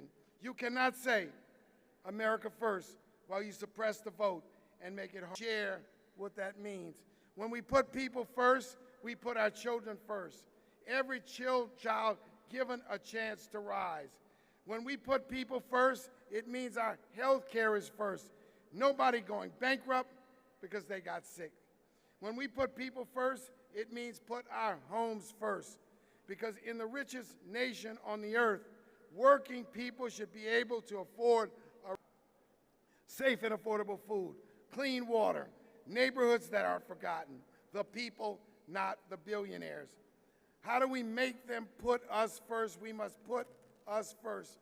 The same way people have always made this nation live up to its promise. On the bridge in Selma, when the powerful forgot who really holds the power, we use it, we strategize, we organize, and say, we'll vote this.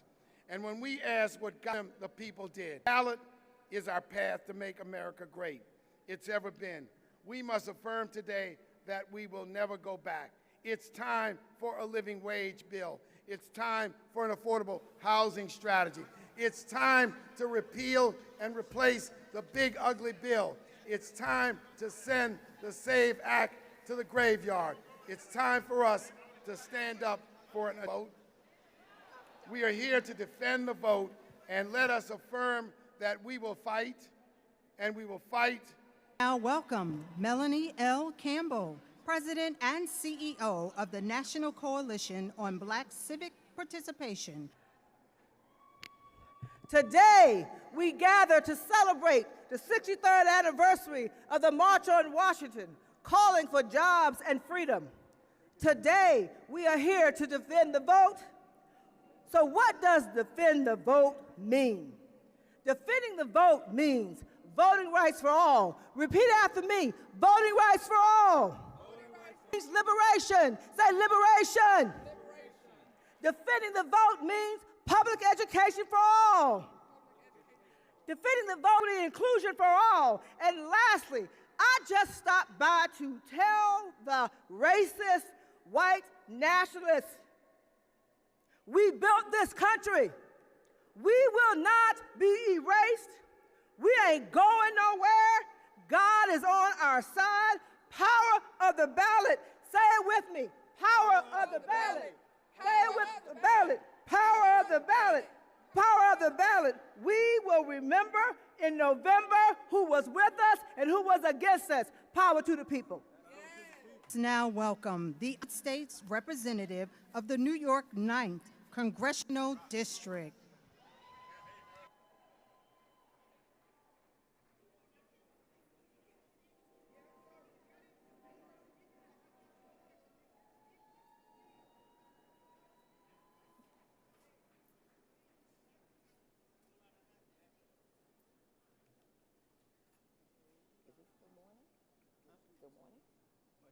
Still morning. Still morning. No, it's afternoon. Good afternoon, everyone.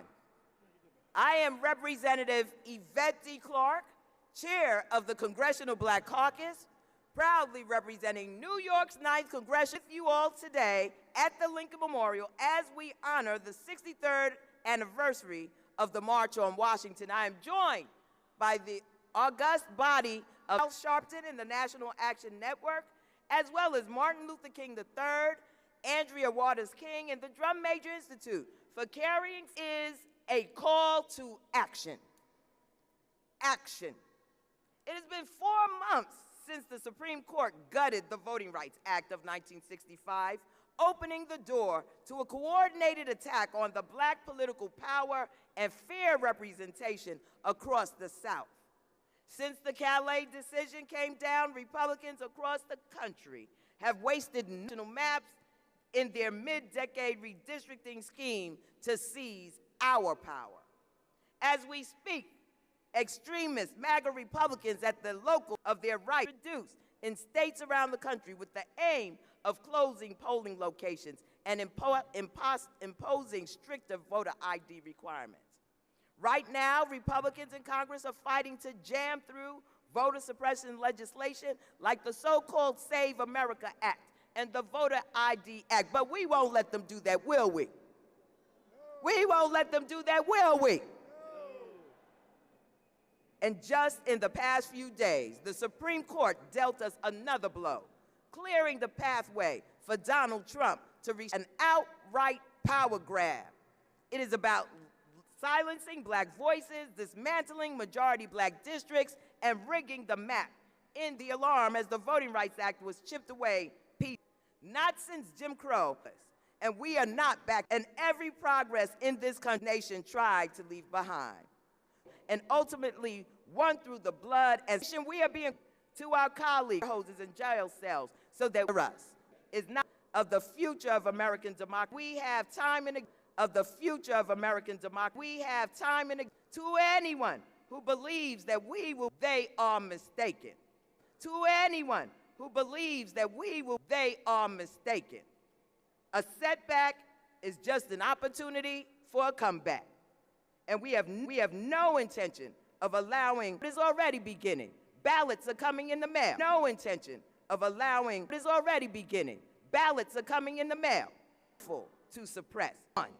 We gonna win, y'all. That is the legacy that we've inherited.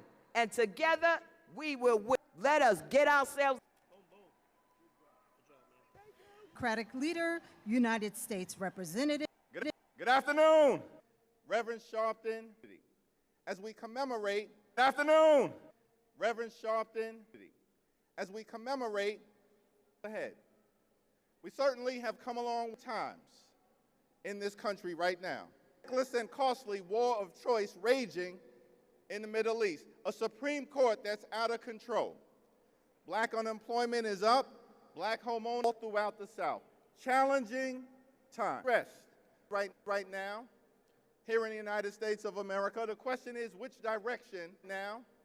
Here in the United States of America, the question is which direction will we choose? We want to move America forward. The extremists are trying to turn back the clock. We're working hard to bring people together. The extremists are tearing the country apart. We believe in truth and reconciliation. The extremists want to erase our history, but black history is American history. Our story will never be erased. Come on. That's right. That's right. And so we come today in the spirit of Frederick Douglass. We come today in the spirit of Sojourner Truth. We come today in the spirit of Jackie Robinson. We come today in the spirit of Rosa Parks. We come today in the spirit of Martin Luther King Jr. We come today in the spirit of Muhammad Ali. We come today in the spirit of Fannie Lou Hamer. We come today in the spirit of Adam Clayton Powell Jr. We come today in the spirit of Shirley Chisholm, and we come today in the spirit of the great John Lewis, because it's time for us to get into some good trouble. Yeah. Necessary trouble. Good trouble. We fight for liberty and justice for all. We fight for equal protection under the law. We fight for free and fair elections. We fight for work, wages, and wealth creation. We fight for jobs and freedom. We fight for racial justice. We fight for economic justice. We fight for social justice. We fight for civil rights. And we fight to pass the John Robert Lewis Voting Rights Advancement Act so we can end the era of voter suppression in the United States of America once and for all. So let's continue to show up, to stand up, and to speak up, to make this country the best version of herself.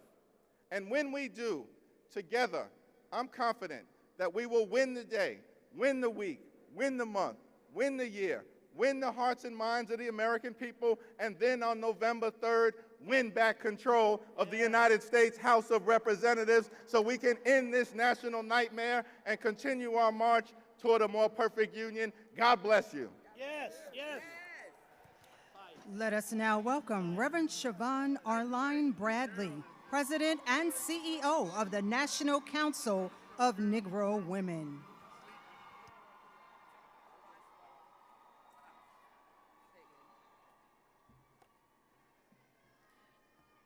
Good afternoon, D.C. I stand before you today as the proud President and CEO of the National Council of Negro Women, founded by none other than Dr. Mary McLeod Bethune.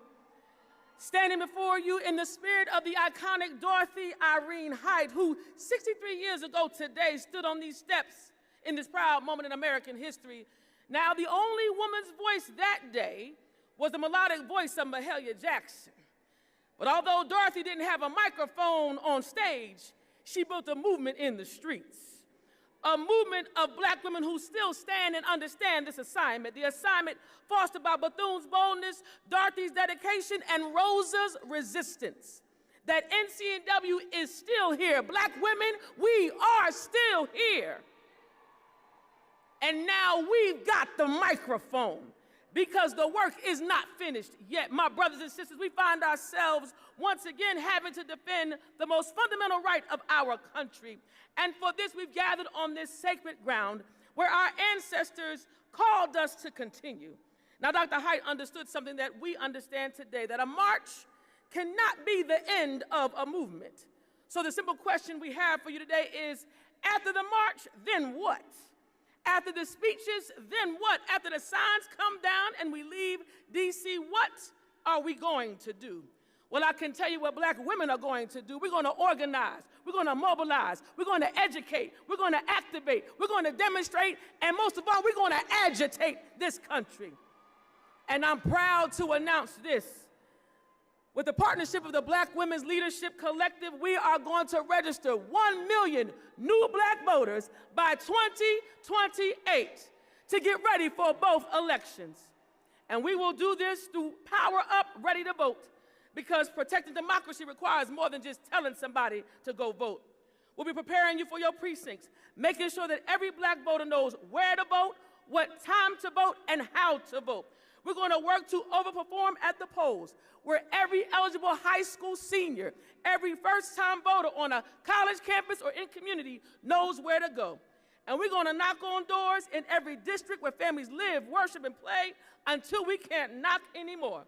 And when somebody tries to suppress you, when someone tries to intimidate or confuse you, we will stand in the face of our enemy to say, no weapon formed against this movement shall ever prosper. And as I close, don't confuse progress with permanence. You see, rights that have been fought for can be weakened. Protections that have been won have already been taken away. But my brothers and sisters, we are that generation that the ancestors dreamed of, that generation that benefited from the backs of those through chattel slavery. We are that generation with young people behind us ready to step up and show out. So when the history asks a question, what did we do when voting rights were threatened? What did we do when they attempted to stop us? Let the record reflect. Black women stood up. Black brothers showed up. And black people powered up. Now let the record reflect that we, the people, are standing one nation under God with liberty and justice for all. We've got justice on our side. But most importantly, my brothers and sisters, We've got God on our side. So when they pipe up, pipe back and tell them, we're ready to go to work. Let us now welcome the Honorable Abigail D. Spanberger, Governor of the Commonwealth of Virginia.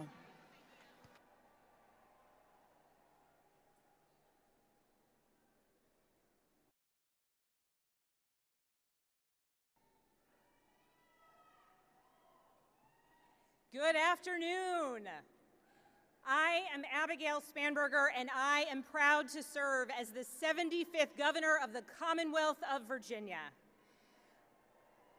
I was sworn into office in January of this year, and about 6 months into my administration, we made a little news. You see, I had taken the action of restoring the voting rights of 66,000 Virginians. People who had previously been convicted of a felony, had served their time, returned home, and simply wanted the dignity of being able to fully participate in our democracy. The right to vote is about more than a ballot. It's about whether we believe that every person should have a voice in our democracy, and I do. It's about whether we believe our fellow citizens deserve the dignity of being heard, and I do. It's about whether we believe that we can create change when we unite our voices, and I do. And it's about whether we believe that our votes matter, and I know we all do. Right now, in 2026, Virginia is one of 3 states in this country that permanently strips voting rights from citizens with felony convictions. And one person alone has the authority to restore those rights: the governor. The governor has the sole discretion over whether the restoration process is transparent or done behind closed doors, whether it is easy to apply or deliberately complicated. The governor has the sole discretion over whether the voices of some Virginians can be heard at the ballot box. And my friends, make no mistake, that system, that process is a shameful relic of Virginia's Jim Crow past. In our democracy, our vote is how we make our voices heard. And the proof of that is in the fact that people have worked so hard throughout history to deny others the vote, to silence their voice. So let me tell you about Sam Harris, a Virginian I am proud to say now has the right to vote again. I called him in the days after we restored his rights, and he spoke of his pride in being able to cast a ballot, to use his voice. He spoke of the responsibility he feels to ensure his young daughter understands just how important voting is, and he spoke with reverence for his restored right to vote because it's, quote, something my ancestors died for. Because for as long as there have been people trying to silence others, there have been generations of Americans fighting for the rights of others. And that is true in Virginia. It was in Fredericksburg, Virginia, where the Freedom Riders made their very first stop on their way south. It was in Richmond, Virginia, the former capital of the Confederacy, that Dorothy Irene Height was born. She became an essential leader for civil rights, and 63 years ago, she stood on this platform as Dr. King delivered his dream for our country. And 26 years later, it was in counties across our Commonwealth that Virginians elected L. Douglas Wilder, the first Black governor in the United States of America. This history continues today because right now, in the oldest legislative body in the Western Hemisphere, Virginia has elected a record number of Black legislators. And we have elected a record number of women. Virginia has our first Black Speaker of the House, and in 2025, Virginians elected our first Black Attorney General. We elected the nation's first Muslim woman to statewide office as our lieutenant governor, and we elected our first woman governor. All of that happens because of voting, because of people using their voices at the ballot box. And despite all of the wonderful progress we have made, this struggle is not over. The work is not done. In just the last few years alone, the United States Supreme Court has dismantled so many of the protections provided by the Voting Rights Act. States across the country have used that opening to make it harder to vote, closing polling places, purging voter rolls, erecting new barriers where the old ones were supposed to have been torn down. And we have a president who continues to lie repeatedly, verifiably, shamelessly about the results of an election he lost. We have a president and a complicit Congress who have used those lies to justify efforts to undermine the basic machinery of American democracy and keep Americans from voting. And it is shameful because the people trying to stop their fellow Americans from voting in the same cynical project are trying to take away our health care, cut the SNAP benefits that feed hungry children, and pull dollars out of our kids' schools, all while trying to silence the voices of dissent that are most powerfully heard at the ballot box. To the Virginians here on the National Mall and to those watching at home, this November, we have the power to right a wrong in our Commonwealth. If you believe, as I do, that someone who has paid their debt to society and is working hard to create a new life deserves the dignity of having their right restored, vote yes on Virginia's constitutional amendment to ensure automatic restoration of voting rights into the future. Now, when I began speaking, I said that 6 months into my term, we had restored the rights of 66,000 eligible Virginians. Well, here is an update for you. As of 2 p.m. yesterday, my administration had restored the rights of 100,000 eligible Virginians.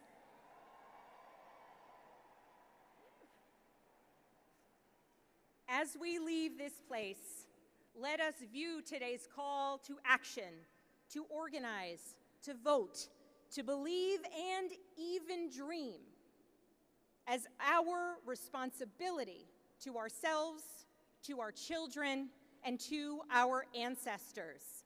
So let me ask you, do you believe that every person should have a voice in our democracy? Do you believe our fellow citizens deserve the dignity of being heard? Do you believe that we can create change when we unite our voices? And do you believe that our votes matter? Well then, my fellow Americans, let's vote this November and let's win.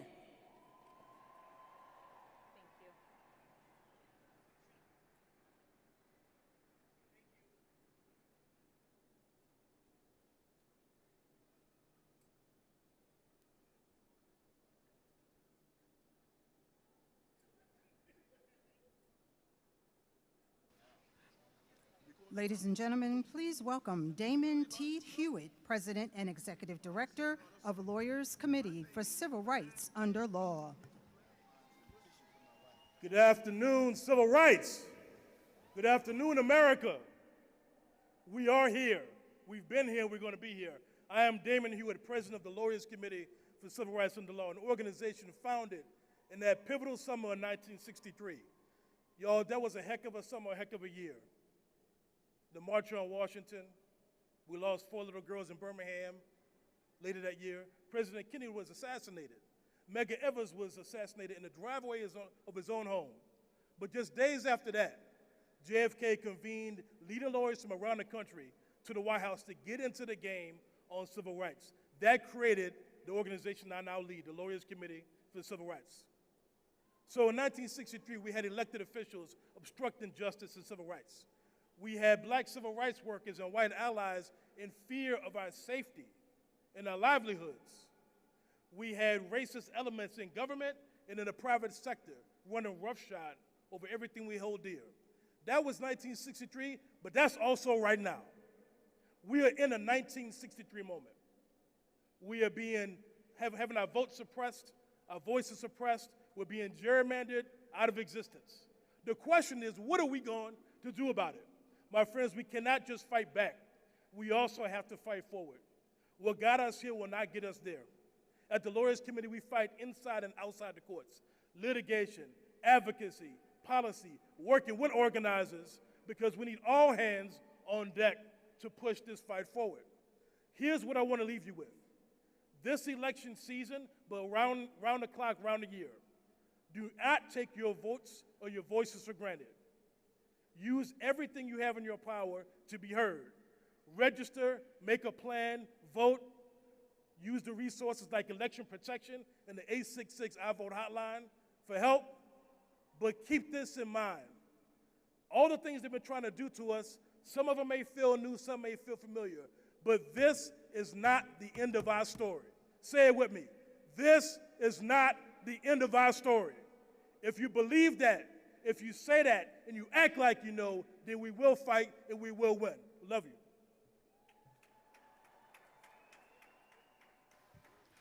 Let us now welcome Janae Nelson, President and Director Counsel of the Legal Defense Fund. Good afternoon. Thank you for being here. Thank you for staying in this heat. We are so glad to see you. I'm Janae Nelson, President and Director Counsel of the Legal Defense Fund. We have been fighting to build a multiracial democracy brick by brick for the past 86 years since we were founded by Thurgood Marshall. Last October, I had the honor to represent Black voters from Louisiana in the Supreme Court to present their vision for an inclusive democracy that delivers for everyone. But in that case, Louisiana versus Calais, that Supreme Court rejected that vision. They rejected that vision in favor of a vision that draws Black voters out of districts, in favor of a vision that makes states that have some of the highest populations of Black people have little to no representation in the halls of power. They adopted a vision that silences Black voices and suppresses Black votes. But you know what? We're here today because we have a whole different vision. And that vision is as clear as the vision that Dr. Martin Luther King Jr. presented 63 years ago when he told us about his dream. Our vision will be real. Our vision is a democracy where we have full and fair access to the ballot, where we have economic freedom, where we have safe food and good health care and access to real jobs. Our vision is for a democracy where power is shared, dignity is sacred, and thriving is the standard for everyone. Let me tell you how we're going to make that vision real. As I want to break it down because every one of us, everyone within earshot has a job to do. We need to get real. Register to vote, but don't just get registered, don't just check your registration. By September 15th on National Voter Registration Day, you need to make sure 10 other unregistered people are registered and prepared to vote. Engage in your elections. Go to pollworker.org and become a poll worker for this election. Go to ldf.vote and sign up to be a poll monitor. We have to engage in our elections. Democracy is not a state. As John R. Lewis said, democracy is an act. Agitate. Agitate. Go to your city council meeting, your school board meeting.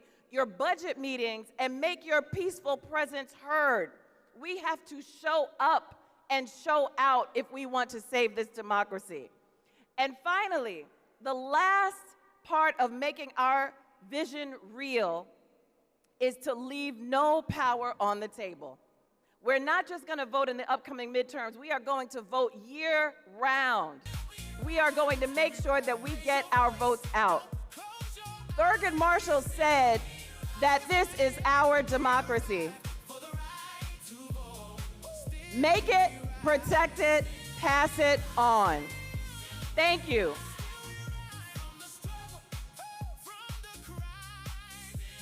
Let us now welcome Yolanda King, Arndrea Waters King, President of the Drum Major Institute, and Martin Luther King III, Chairman of the Board of the Drum Major Institute.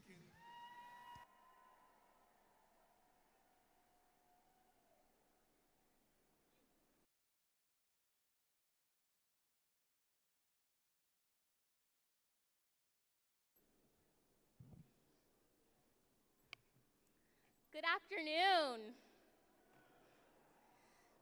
63 years ago, hundreds of thousands of people came to this place because they believed America would be better than America was. They marched because they had a dream, but they also marched because they had a demand. And today, 63 years later, my generation has inherited both the dream and the demand. So today, I have 3 words for my generation. Get ready, get set, and let's go. Because this is our leg of the race. This weekend, I will be moving into my college dorm. Most of my friends I grew up with, the people I went to school with, laughed with, studied with, stressed over exams with, have already moved into college campuses and started this new chapter of their lives. We are unpacking boxes, meeting roommates, finding our classrooms, trying to figure out where the dining hall is, trying to figure out who we are going to become. But while we are beginning a new chapter in our own lives, America is writing a new chapter too. And my generation has to decide what that chapter will say. Because we are not just going to college to prepare for careers. We are coming of age at a moment when we have to prepare for history. Get ready. My grandfather was 34 years old when he stood at the Lincoln Memorial in 1963 and told America about his dream. I never met him. I never met my grandmother, Coretta Scott King, but I know something they both understood. A dream without work is just a wish. The March on Washington wasn't just one speech. It wasn't just one man, and it certainly just wasn't a day. It was thousands and thousands of ordinary people deciding to do something extraordinary together. People rode buses through the night. People missed work. People risked their jobs. People risked their safety, and some risked their lives. They came because they understood something we still need to understand today. Freedom is not a spectator sport. You cannot watch democracy from the sidelines. You cannot scroll your way to justice. You cannot just repost your way to freedom. You cannot just wait for somebody else to save democracy that belongs to you. Get ready.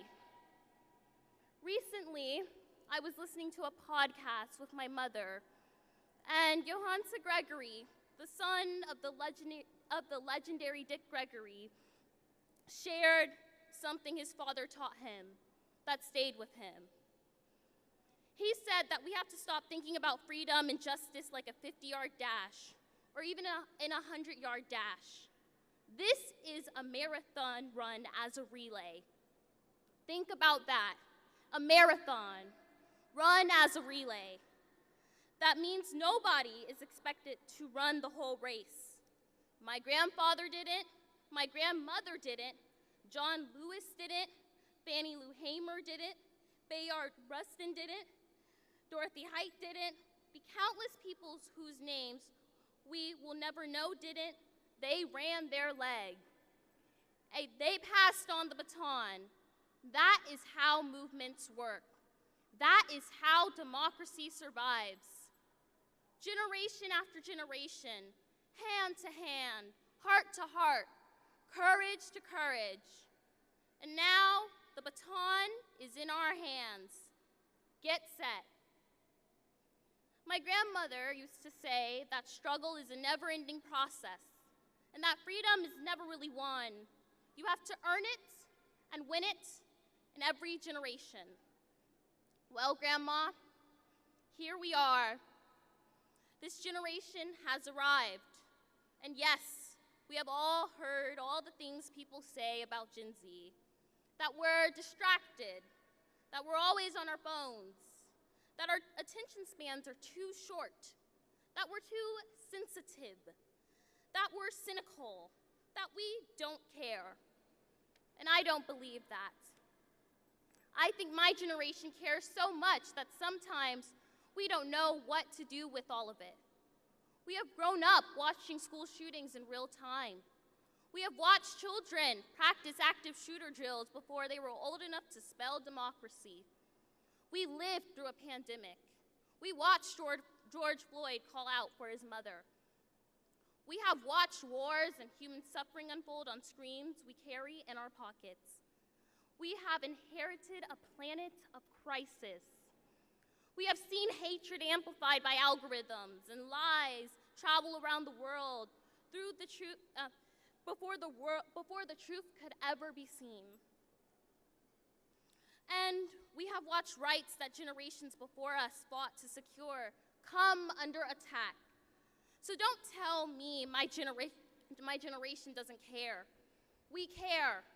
The question is whether we will turn that caring into courage, whether we will turn our anxiety into action, whether we will turn our outrage into organizing, whether we will turn our posts into purpose, whether we will turn our fellow followers into fellow citizens, and whether we will turn our generation into a movement. Get set, because we have work to do. We will be the generation that protects the right to vote. We will be the generation that refuses to accept gun violence as normal. We will be the generation that confronts racism, anti-Semitism, sexism, homophobia, xenophobia, Islamophobia, and every ideology that tries to convince us that some human beings matter more than others.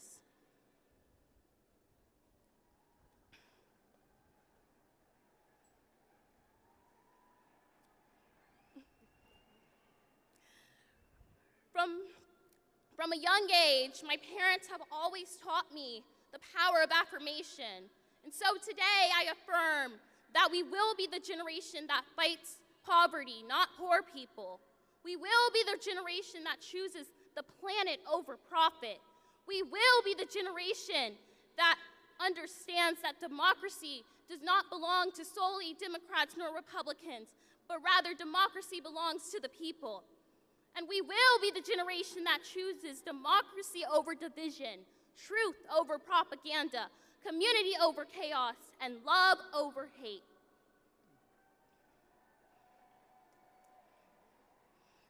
And when I say love, I don't mean the sentimental love, not the passive love, but rather the love that is powerful, the love that is disciplined, the love that is courageous, the love that refuses one to succumb to hatred, the love that organizes, the love that votes, the love that marches, the love that serves, and the love that shows up.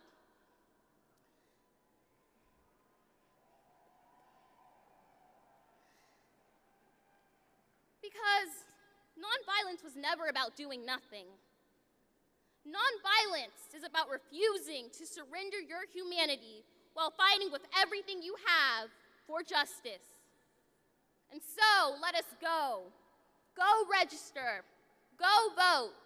Go organize. Go volunteer. Go serve. Go build. Go create.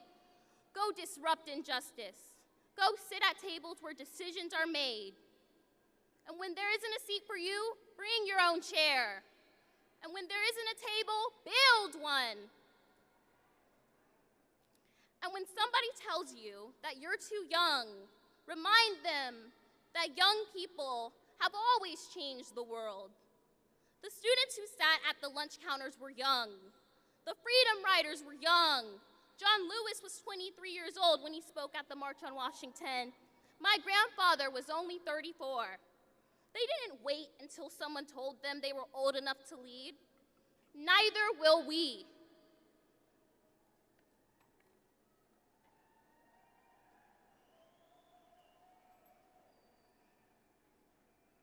I do believe that we will be a great generation.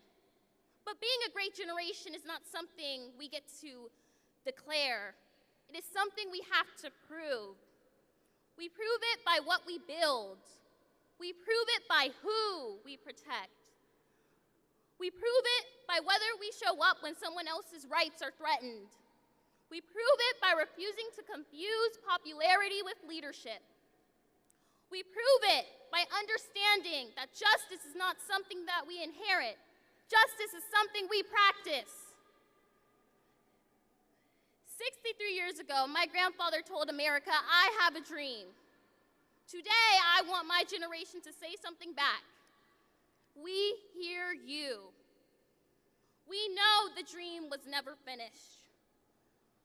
And we know you were never asking us to simply remember you. You were asking us to continue. So we will.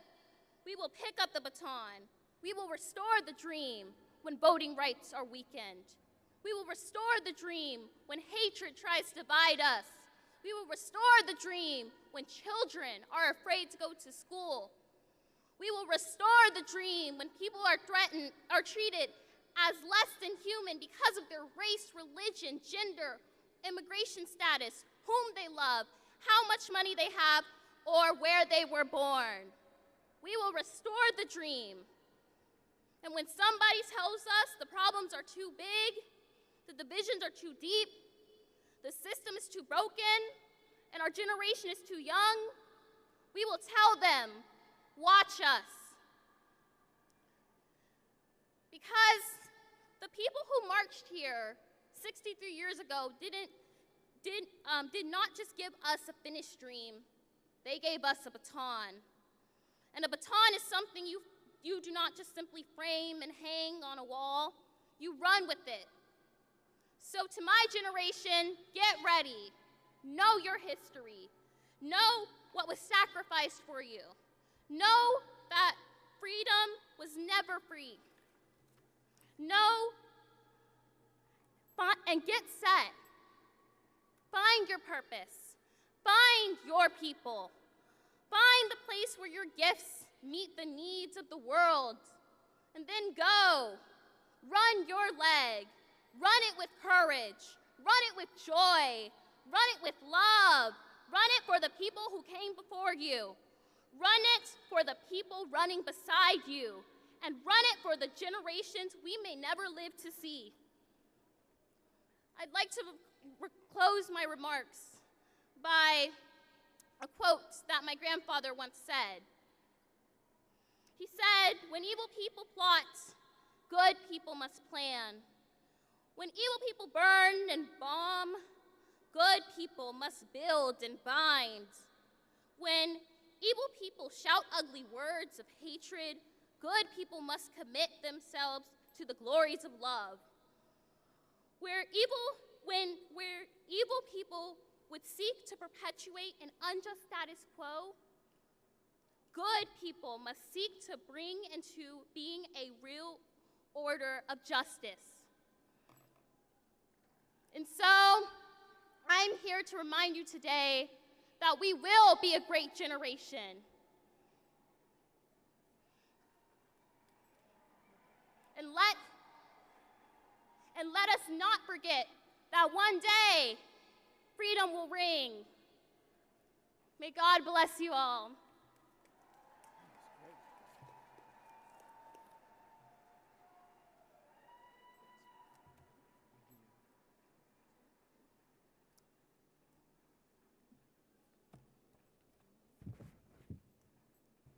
Good afternoon. You know, as we observe this 63rd anniversary, I want to first thank all the parents and those who are teaching our children, because a nation is judged by how it treats its most precious resource. And certainly, our children are our most precious resource. Today, we have the opportunity to know history, because the people that do not remember it are doomed to repeat the mistakes of the past. Unfortunately, we are in the midst of a disgraceful attempt by some politicians to return our nation to the days of unchecked racism, murder, selfishness, and greed.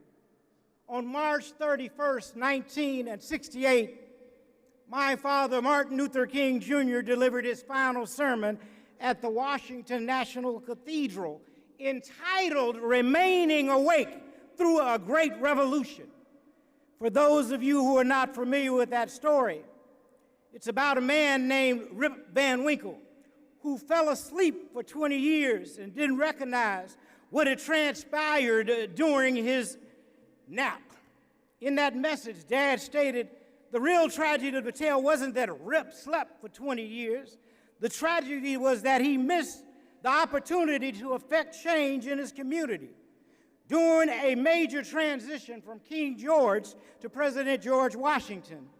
Well, it's now 2026, and we have dictator wannabes who try to minimize, with a silly focus on semantics, the vital importance of our being aware or awake, if you will, to the many unjust and inhumane changes taking place now and over the last 20 years. We thank God that our ancestors repeatedly woke up building this nation. They woke up with courage and faith to speak truth to power and get into the kind of good trouble that the late John Lewis talked about, that helped to open doors for the marginalized across the country, regardless of race, age, or gender. The fact that we still have to fight to maintain and renew voting rights in this country is beyond abysmal and a truly national disgrace. If some don't change their ways, it won't be long before we all experience the discomfort of the divine judgment that God has promised. If we turn back to Him with obedience and to His will, to God's will, mercy and grace can indeed protect and keep us from killing one another.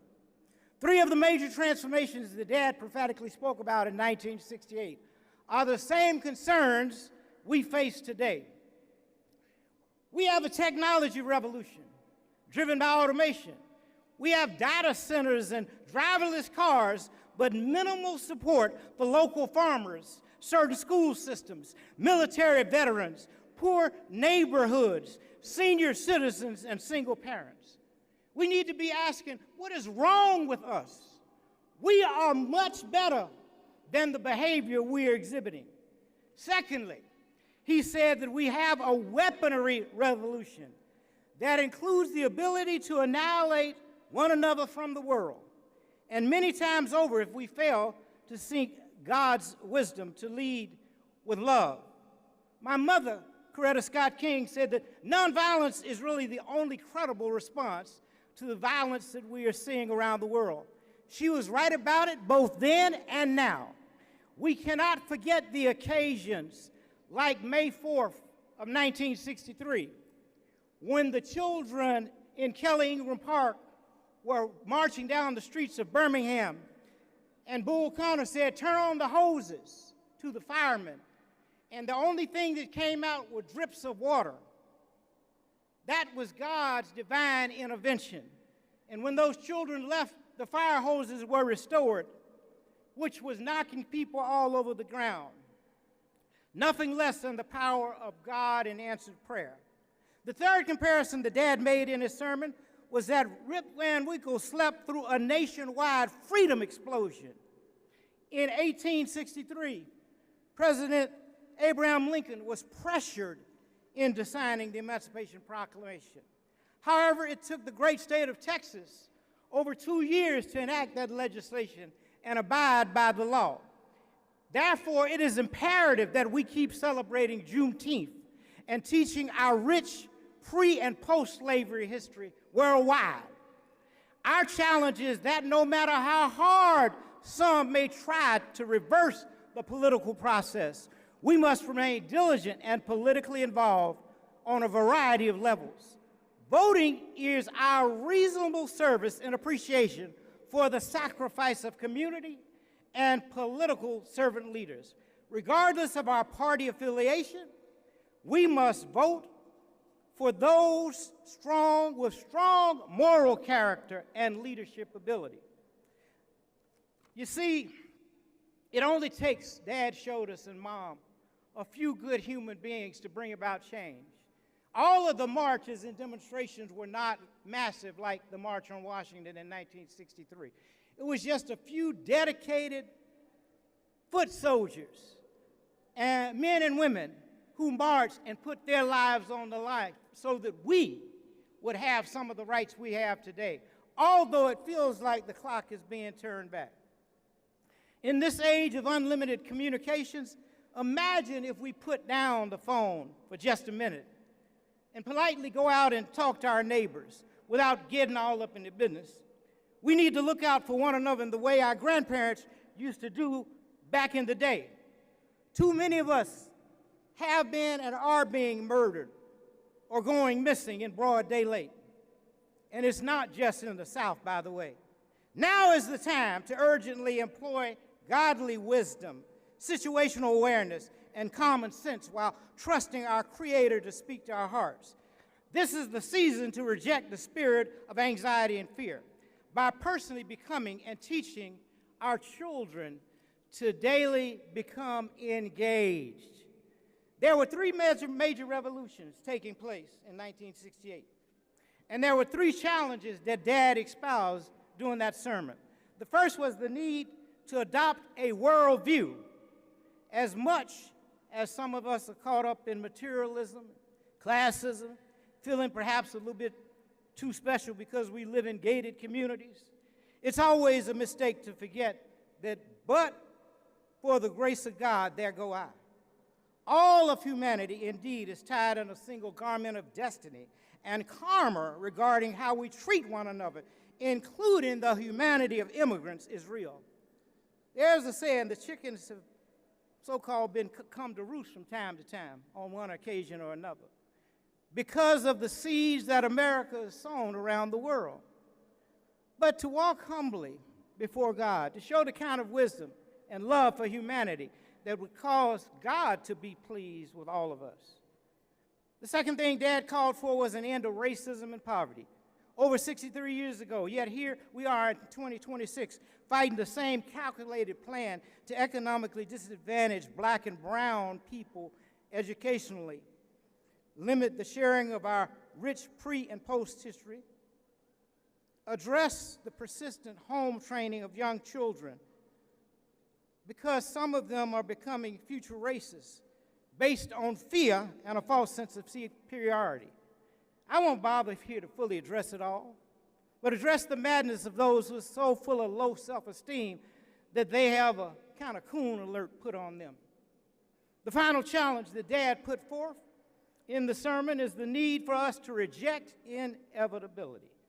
The future may not look bright at this particular moment, but we don't have to worry if we have a personal relationship with God. Don't worry, certainly we have to pray. We have to watch, pray, and act, in fact, and that's what this is about. Not just watching and praying, but acting. So, human progress, Dad said, does not roll in on the wheels of inevitability. It requires the tireless work of dedicated people of all races willing to stand up for justice. Like Medgar Evers did, like Malcolm X did, like Julian Bond did, like so many other nameless individuals did. Dad used to call them foot soldiers. Reverend C.T. Vivian got knocked to the ground for refusing voting rights, but he immediately got back up and said, we're going to register today because this is our God-given right. Fannie Lou Hamer used to talk about she was sick and tired of being sick and tired, and so many of us may be that, but she never gave up. And many congresspersons, the late, great Shirley Chisholm, Congresswoman today, Auntie some call her Maxine Waters, many courageous people, Al Green, who's leaving Congress, epitomizes courage every day, and many other fearless and elected appointed officials. Claudette Colvin, don't know if you remember the name, but Claudette Colvin refused to give up her seat on the Alabama bus at 15 years old because she said history had glued her to the seat.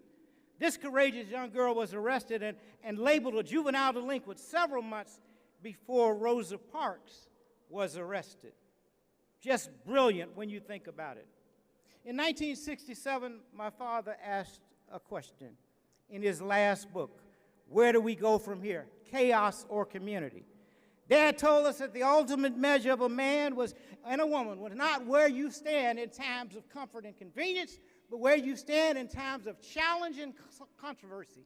On some questions, cowardice asks, is a position safe? Expediency asks, is a position politic? Vanity asks, is a position popular? But that's something that embedded deep in our souls asks, is a position right? We must take those positions that may not be safe, that may not be popular, that may not be political. But God knows we must take them because our consciences are telling them they are right. We still have to refuse hatred and violence in favor of what he called the high plane of dignity and discipline. We must meet potential physical violence with the more powerful spiritual force. And then we got to wipe out those triple evils of poverty, racism, and violence. I never thought I'd live in a time where companies and a human being had accumulated over $1 trillion. And yet not one of them has said, we're going to dedicate some of these $1 trillion to wipe out poverty. We could, if we chose to, wipe it out tomorrow. But the nation is not choosing that. We have to stand up and demand the things that are good, just, and right for all people.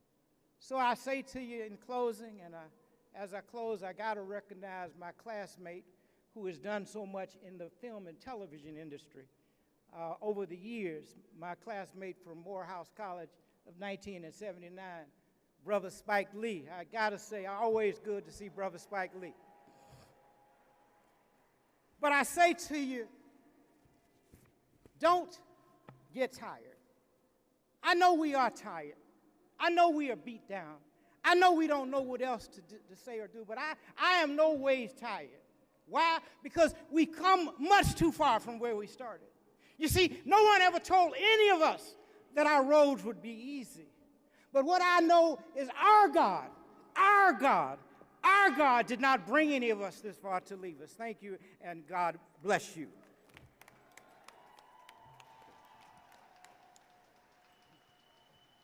Let us now welcome the president and founder of National Action Network, the Reverend Dr. Al Sharpton.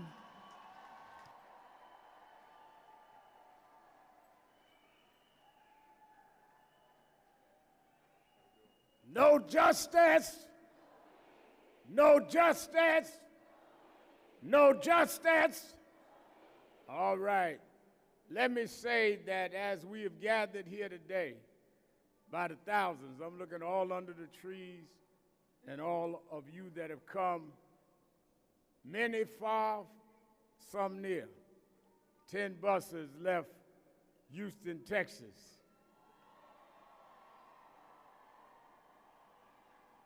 Many from other states. I don't want to get in a roll call. But we come 63 years later because it is clear to us that in '63, when they came to this spot, they came because there was segregation. They came because there was denial of human equality. They came because we could not vote. Because they gathered nationally in '63, we went back to the South. We went back in the northern areas, and we organized. And what we must do today with all the thousands that is here, go back, and we're going on a tour together to organize. We must turn this country upside down with those elected officials that are taking for us the right to vote. The Kaler decision by the Supreme Court shot a bullet in the heart of voting rights. But they don't understand we're not going back. We will not let them turn back the hand of time. They can turn back the clock, but they can't turn back time. And if we go and organize and go home like they did August 28, 1963, and organize, we can put a handicap on the most biased, bigoted presidency that we've seen in a long time. Let me be clear. 3 things we march for today. Voting rights, which has been stripped. Affordable health care, which has expired. And we fight for diversity, equity, and inclusion, where we must be considered at the workplace and at the executive hall and in government agencies. So I encourage you to stay online with us so we can lay out where we're going and how we're going. We're going to march to the Martin Luther King Memorial, but I've invited some special guests that's going to speak to us, and then we're going to march. Let me say that if there are those that are of another persuasion watching, don't pervert the dream, because after you dream, you wake up. And you confuse those of us that have dreamed the dream with being woke. We're woke with the dream. Don't apologize for being woke. Apologize for dreaming and staying in the bed. Apologize for dreaming and laying there acting like you are all of that. We are woke because we woke up with a dream in mind, and we're in Washington, D.C. to proclaim the dream is still alive. Lastly, someone said to me, Reverend Al, y'all are going to have it at Lincoln Memorial? I said, yes, we're going to have it where Dr. King and others stood. They said, but they are changing and they're doing things to the reflection pool. I said, well, that to me is equal to what is happening in the White House. They're trying to find something wrong with our reflections. They don't want us to reflect. That's why they're taking black history out of schools. They don't want us to reflect. That's why they're taking our names and pictures down at the Pentagon. They don't want us to reflect, because they don't want us to see that despite slavery and economic exploitation and segregation, we rose and became president of the United States. They don't want us to reflect. Ain't nothing wrong with that pool. You got the wrong people working on the pool. And we got the wrong people working on reflections. We reflect today freedom fighters. We reflect today color barriers. We reflect today at the reflection pool that we didn't win a bid. We won a mission, and we're going to stand up and not fight back.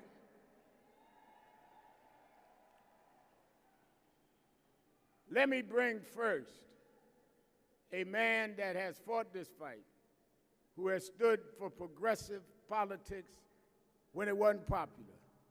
In 1984, he supported Jesse Jackson for president, and now he is one of the key figures in American political life. He wanted to be here with us, and I wanted him to have words for us. From the state of Vermont, Senator Bernie Sanders.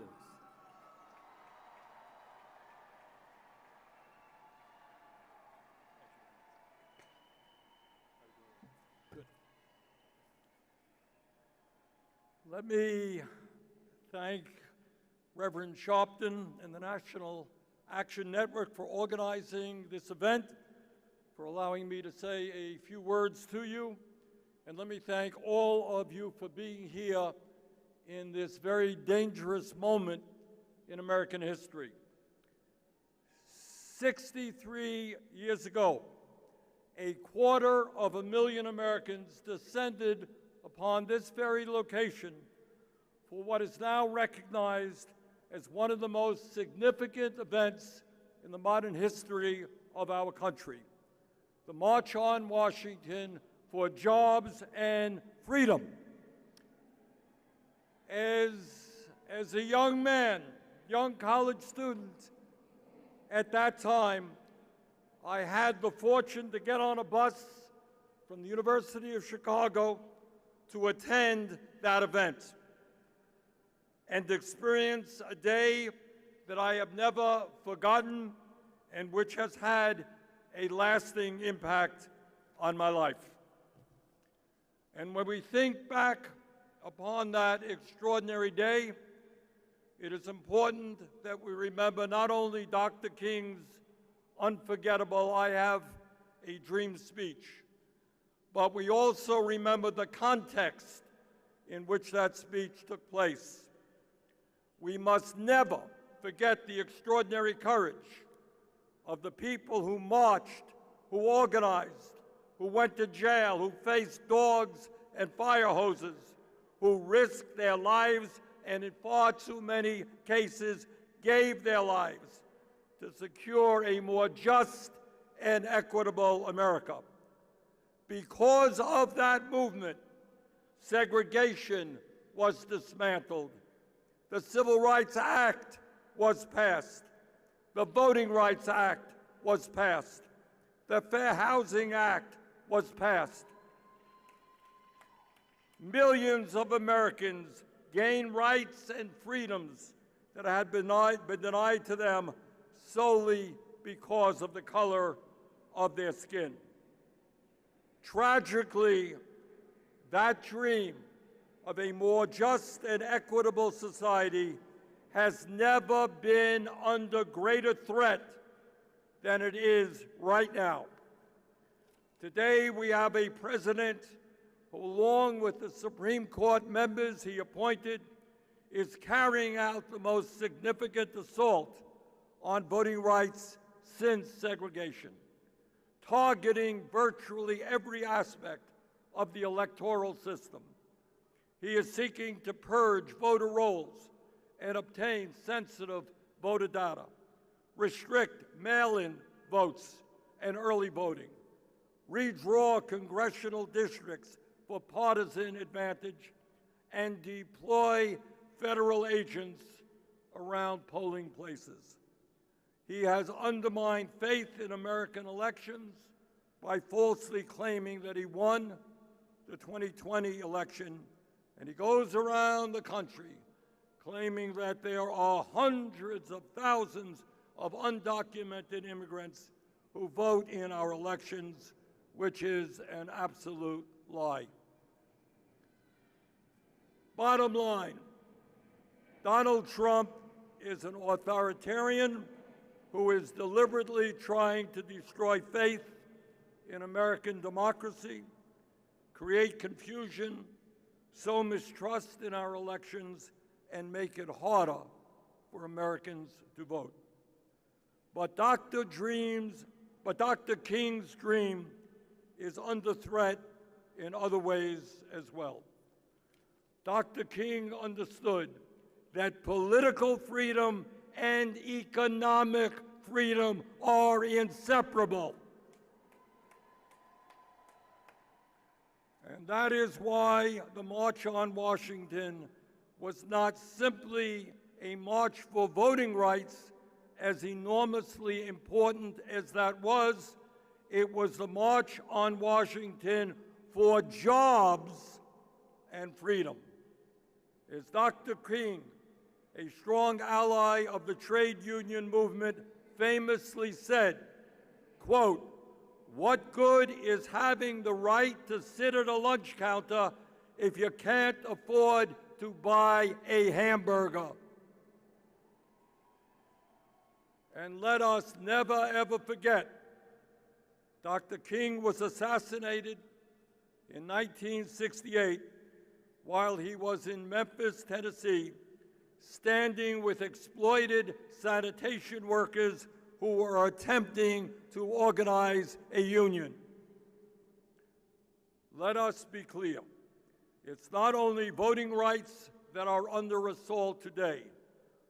That part of Dr. King's dream, the dream of genuine economic freedom, is also under unprecedented attack.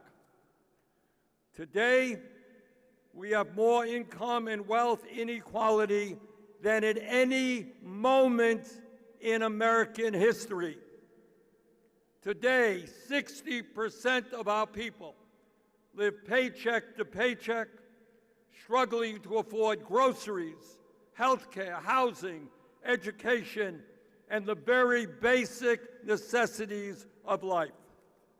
And while this economic crisis impacts all of our people, all races, creeds, and people in every corner of our country, it continues to disproportionately affect the Black community.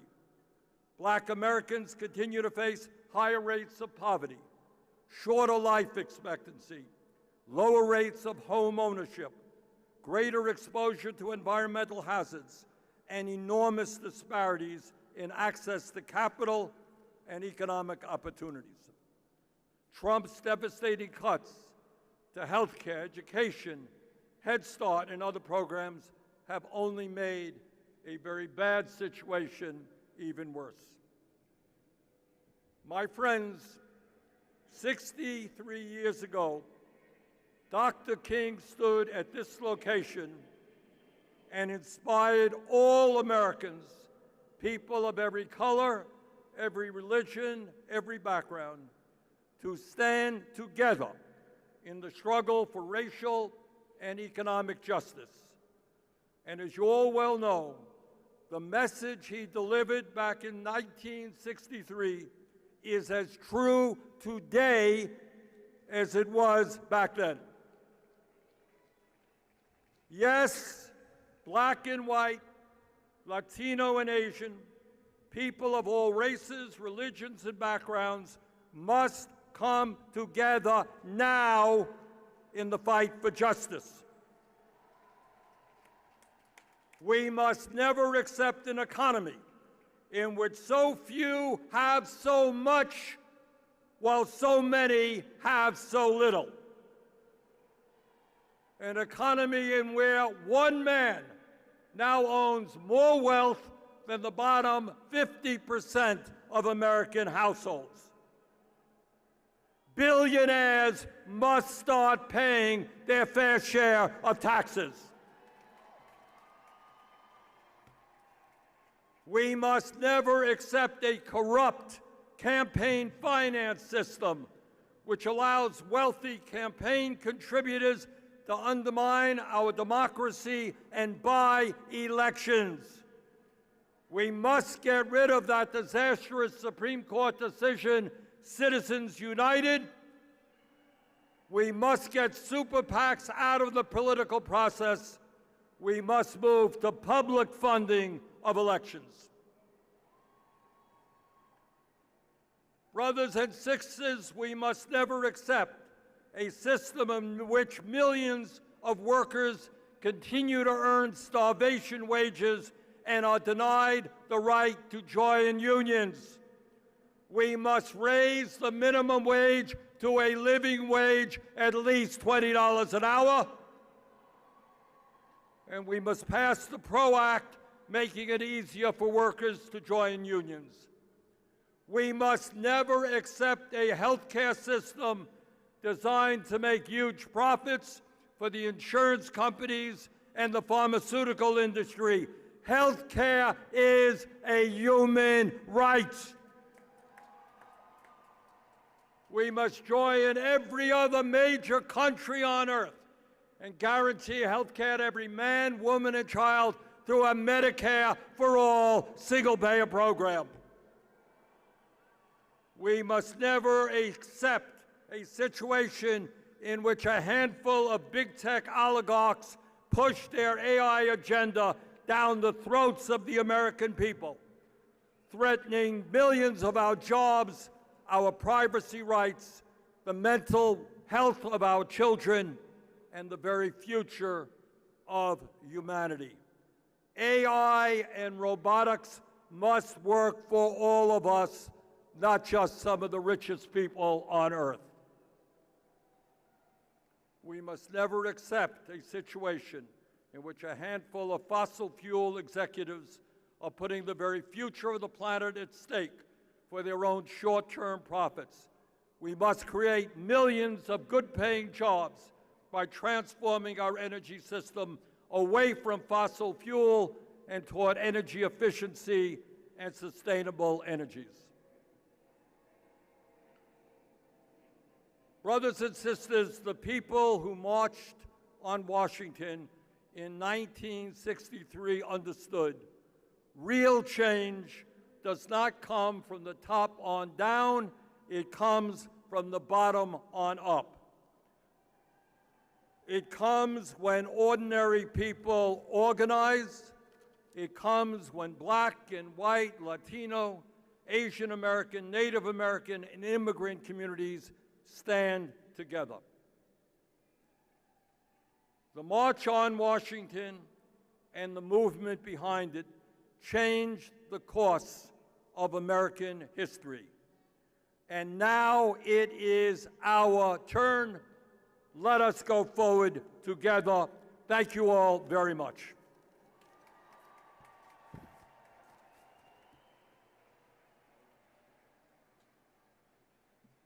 Now let me bring to the stage a sister beloved who has stood up on these issues. She's shown up where she was needed and spoke out on what needed to be said, whether it was at the Neely funeral in Harlem, whether it was remembering Miss Colvin, who many forgot, that was the first to be arrested for sitting in the front of a bus, as Martin said. She was there, and she has openly been there for all of the issues we're concerned about. May I bring to you, I know people. I was Shirley Chisholm's youth director at 17, and she had the same fire and vigor in this young sister beloved of mine, Congresswoman from New York City, Congresswoman Alexandria Ocasio-Cortez.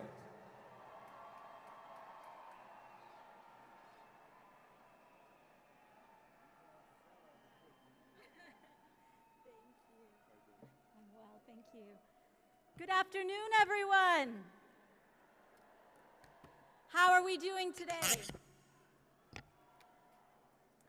My name is Alexandria Ocasio-Cortez, and I am so honored to be here today. 63 years ago, hundreds of thousands of Americans gathered right here and changed the course of our nation's history. But what made that day possible began long before anyone arrived in Washington. Before postal workers, professors, domestics, and organizers gathered here, they started to build something together at home. Before a movement changed the law, it organized to build power. And before America could realize a new vision of freedom, the people had to first imagine it and refuse to let it go. That took a particular kind of prophetic genius, the moral clarity to know what we, the people, deserve, the vision to see what America can become, and the strategy to bring it all together. That prophetic genius was everywhere in the movement that built this march. Bayard Rustin, Ella Baker, Dr. Martin Luther King Jr., Dorothy Height, and one of my personal heroes, A. Philip Randolph. You see, A. Philip Randolph understood something radical, that black freedom, civil freedom, and all of our full freedom requires economic freedom. Because if we cannot exercise our most basic rights, a shelter to grow a family in, food to sustain our lives, and an education with which to flourish, then it is no freedom at all. It is tyranny. Randolph taught that racial injustice wasn't only enforced through civil segregation. It was enforced through an economy that depended on black labor while denying black workers their fair share. Randolph organized the Brotherhood of Sleeping Car Porters against one of the most powerful corporations in the United States.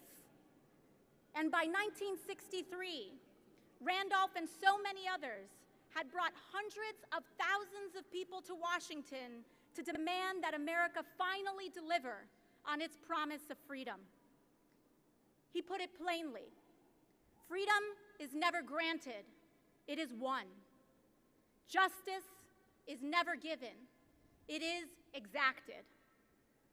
Brothers and sisters, these drum majors for justice, just as you all and countless others today, were not handed a movement. They have always had to build one. And when they came here 63 years ago, they came with demands. They demanded the right to vote, an end to segregation, and fair housing. They demanded a federal jobs program, a higher minimum wage, and an end to discrimination in employment. Because together, those words carried a profound idea, the March on Washington for Jobs and Freedom, that freedom is both political and economic. And that movement changed what was possible in this country. We got the Civil Rights Act and the Voting Rights Act. And that is what paved the way for Head Start, Medicare, Medicaid, and food assistance. Because the Civil Rights Movement is the foundation for a great society, a new era of social and economic progress. That was an extraordinary achievement, and we are living in the legacy of it today. But their vision went further than their victories. Because America may have agreed to open the lunch counter, but it never committed to us affording the meal. And that is our work today, as we defend the foundation that our foremothers and our forefathers built. You see, they gave us a piece of the freedom, but 63 years later, we are still fighting to afford it. America is wealthier today than it has ever been, and yet millions of Americans work every day to struggle to afford the basics. This is not simply an economic failure. It is a moral and structural one, and we must refuse to accept it. So let's be clear about the country that we are fighting for. We, the people, demand full, protected, and restored voting rights in the United States of America. We, the people, know that means we must respond to the arsonists redistricting the South with an organizing, legislative, and civil strategy of our own to dismantle their injustice and liberate the potential of our full civil liberties in all 50 states of the United States of America. We, the people, demand guaranteed health care for every American as a right and not a privilege. We, the people of the United States of America, demand that one job with no need for overtime should be enough for our most basic needs, which also include rest. And we must recognize that that can only happen in an economy where black women are not the first to be pushed out and the last to be brought back in. There is nothing new about these demands. They belong to the same fight and the same heritage that many gathered here 63 years ago. And we are not alone. Just as it was then, our ability to win depends on our ability to vote. Republicans know this. That is why the Supreme Court's decision to weaken the Voting Rights Act matters so much, because they know that when Black Americans exercise their full political power, we unlock progress for all of America. And that is what they are trying to hold back. But there is a tide rising in this country, brothers and sisters. They can put obstacles in our path, but they cannot turn us back around. And this November, the first of many tides is coming to respond to every right they are trying to take. And it is coming to fulfill the promise that hundreds of thousands of heroes carried to these grounds 6 decades ago.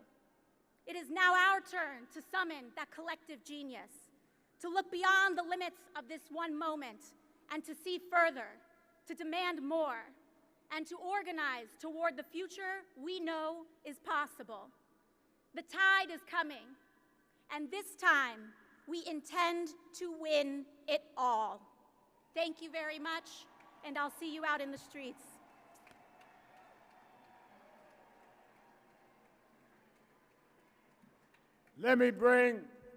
We're winding down. Are you ready to march? Are you ready to march? All right, let me bring to the stage someone that not only today wouldn't have happened without the movement for progressive political empowerment, labor rights would not have happened to the degree it did and the degree it continues to be without the president of the American Federation of Teachers, Sister Randi Weingart.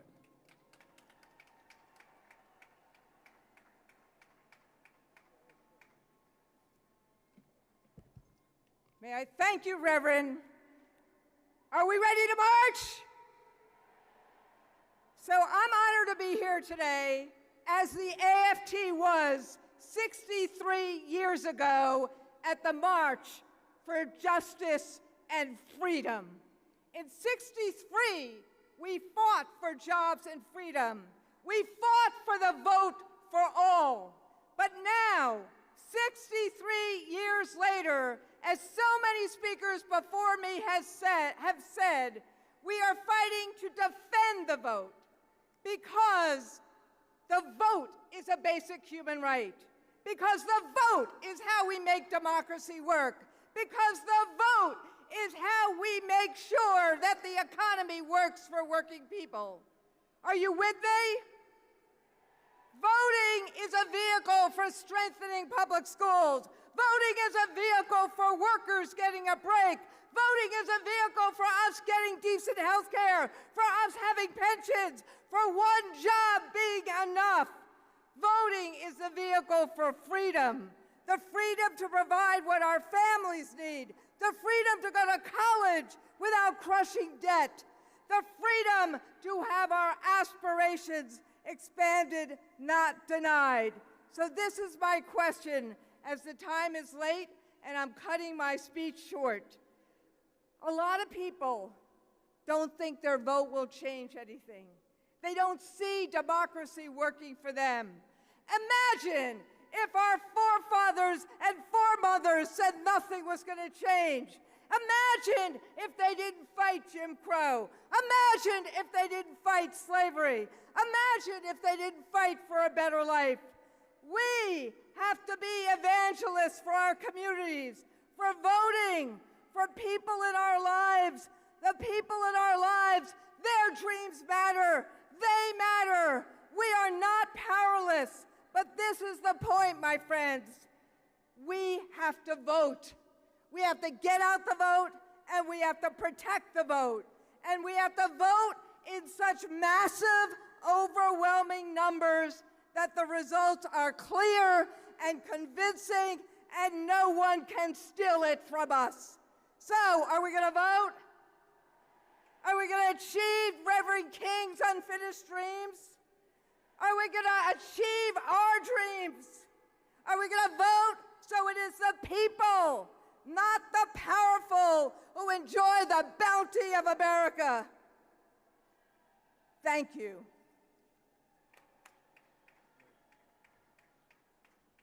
Let us hear the Attorney General of Black America, Attorney Ben Crump.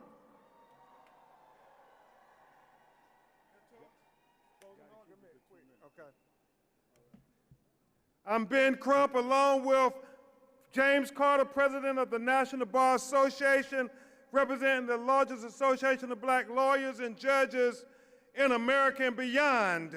And it's all of us lawyers standing in tradition of Thurgood Marshall as we remember on this day, 71 years ago, that Emmett Till went missing.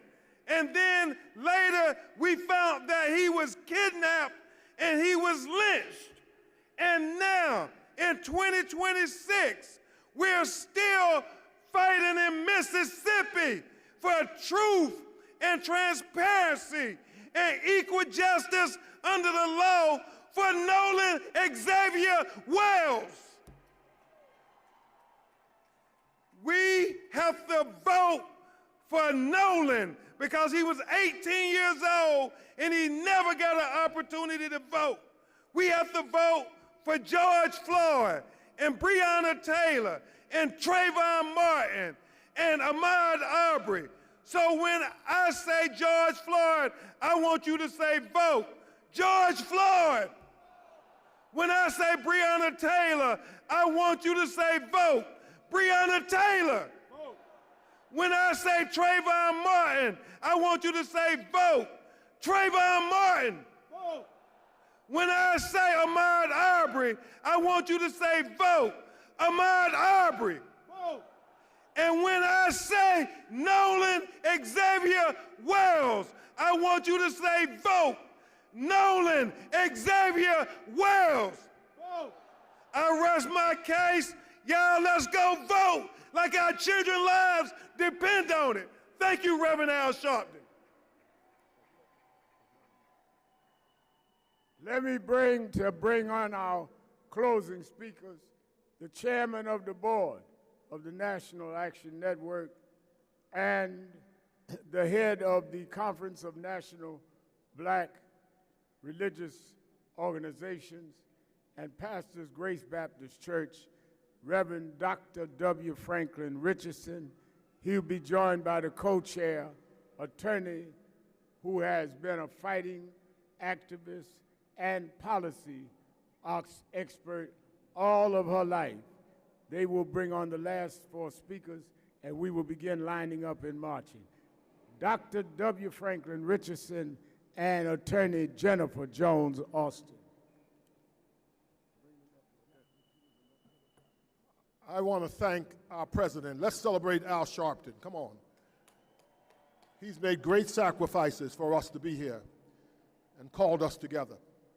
Let me say to you that we are thankful for the support that you've given on behalf of the National Action Board and the various chapters across America. I want to present to you at this time the Honorable Camille Joseph, who is the National Action Board member and also a part of the corporate leadership that joins us. Ms. Joseph. Thank you so much, and good afternoon, everyone. I am a proud board member of the National Action Network, proud to be here, and I'll make this very quick because I know we're all ready to march. This week, I had the honor of visiting my great-grandmother's farm. My great-grandmother was a single woman who raised over 10 children. She understood the power of having land, but she instills in all of us the power of understanding your rights, economic opportunity, and bolstering health care. And now, 63 years later, her daughters on stage at the very march she watched from her living room, thinking through what our country would look like. There's a lot of work to be done, a lot of things still yet ahead of us. But one thing I know, when my great-grandmother looked at the screen, she felt inspired by the Dr. Martin Luther King, Jr., the same way I'm inspired by the work of the Reverend Al Sharpton and the National Action Network. I am proud that in our generation we can look to such keen leadership to think through the needs that we have as a community, and that the work continues in the spirit and the vision of Dr. Martin Luther King, his family. I am eternally grateful to represent the board and be part of such a powerful organization. Thank you. I'm calling now for the last two speakers. Please give us your attention. Honorable Mark Tiano, who is the United States Representative of the California 39th Congressional District, and Ken Martin, Chairman of the Democratic National Committee. They will follow each other as they come now. Good afternoon, good troublemakers. Good afternoon. I'm Mark Chicano. I'm chair of the Congressional Equality Caucus and first vice chair of the Congressional Asian Pacific American Caucus. We're not here simply to remember history. We're here because the work that began 63 years ago is unfinished. We're here because the battles we thought that had long been settled have resurfaced. Birthright citizenship is under attack. Americans feel the need to carry a passport to prove they belong. Fascists are using their power to intimidate Americans into silence. And these are not echoes of some distant past. They are the reality of this moment. And this moment is an awakening that norms will not protect us. Every generation must take up the work of renewing and perfecting the idea of America so that America lives up to its promise.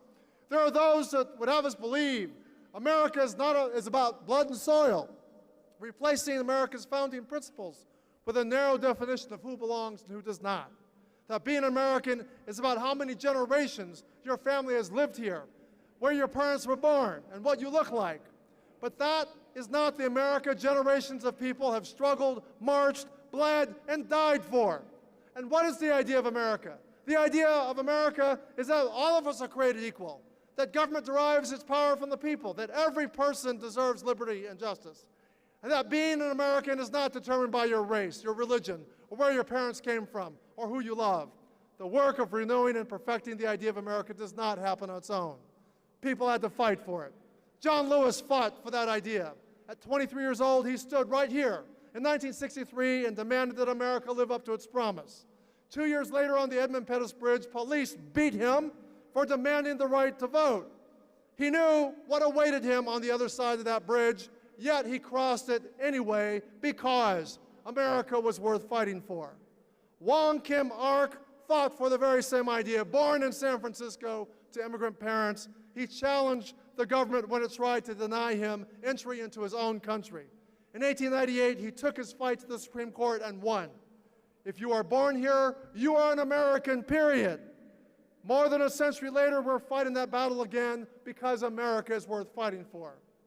My own family fought for that idea, and during World War II, my great-uncle Monso served in the 442nd Regimental Combat Team, fighting and bleeding alongside other segregated units like the Buffalo Soldiers and Tuskegee Airmen.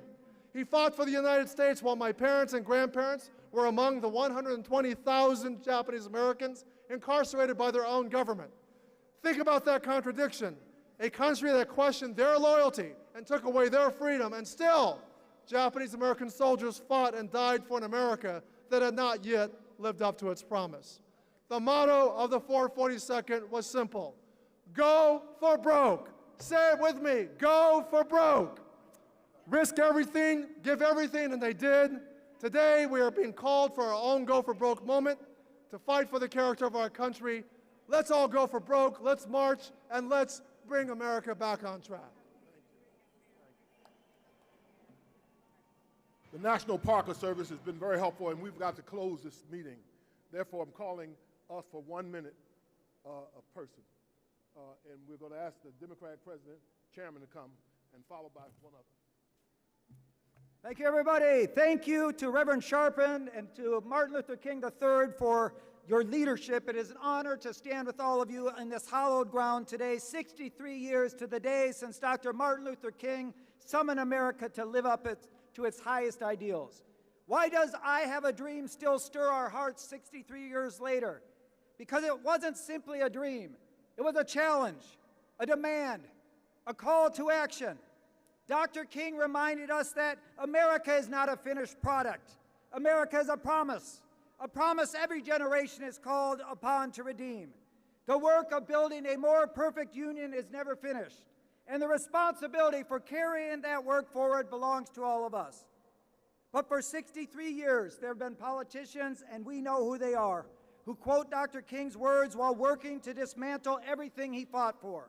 They talk about judging people by the content of their character while trafficking in hateful rhetoric and pushing harmful policies. They praise the civil rights movement while attacking the very rights that the movement run.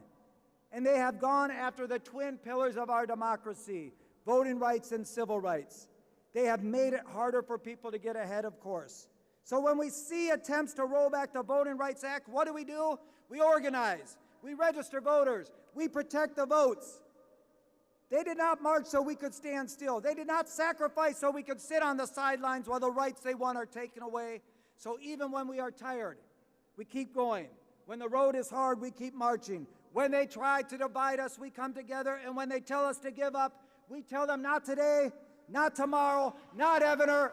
Keep organizing, keep fighting. Let's win in 67 days and let's change this country for the better. Thank you so much. Thank you.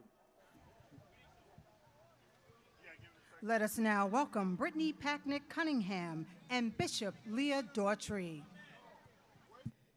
I come to you today representing America's 73 million children. My name is Brittany Packnick Cunningham, and I come on behalf of the Children's Defense Fund, forged 53 years ago out of the faith of our founder, Marion Wright Edelman, and the fire of Mississippi Freedom Summer. And I need you to hear me. It is Freedom Summer again. They are trying to bury our vote, our inheritance, so I say it is Freedom Summer again. The prophet Isaiah told us, and a little child shall lead them. Not the small men in marble buildings, small men who have never met a child they couldn't cut, a school they couldn't shutter, a ballot they couldn't block, small men who put their names on brass plates and their hands on Bibles and then never read them. A child shall lead them. But this country has it backwards. This country wants to lead the children instead of being led by them. Be led by men who've never missed a meal leading a child into hunger. White-collar criminals who've never been stopped and frisked, leading a child into a prison cell. Men who gut the lunch line and gild the ceiling. Men who won't put $1 in a library but can find $1 billion for lockup, and they have the audacity to call that freedom. That's not freedom, that's fraud, and it's dressed up in a flag. So hear me, we are here to flip the script, to let a child lead us. Let a child lead us back to the polls. Let a child lead us back to the register, the rally, and the ballot box. When you are protecting the vote, you're not protecting a party, you are protecting a promise. Vote for your children, vote with your children. Vote because your children are watching. We're not here to whisper, we came to witness and to work. A child shall lead us, not the cowards, not the cynics. A child shall lead us, and we are going to follow them all the way to freedom. Let's go get free.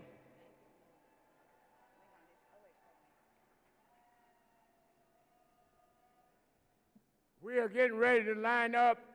Some of you are moving over. We're going to have a benediction.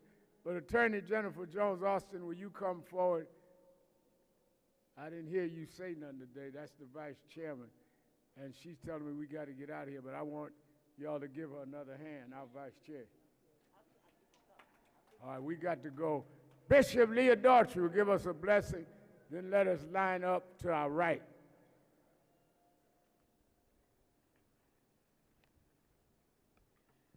As we prepare to march, let us pray. God of Exodus and Isaiah, God who called us out of bondage and called us to be repairers of the breach, we thank you for this day, for this mall, for these feet that have carried us here just as they carried our mothers and our fathers 63 years ago. Lord, the courts have moved against us. Section 2 has been wounded. Our votes have been challenged. Our rights have been trodden. Our humanity has been questioned. But Lord, you did not raise up a movement to depend on 9 votes. Not send these marchers out in mourning. We send them out in commission to serve the least, the last, and the lost, the left out, the locked out, and the left behind, to be their voice, to be their hope, to be their strength, for the work healed, for the last, remember democracy, but 2 days of streets, and who marches with us today. We decree and we declare that it is so. And all the people of God say, amen.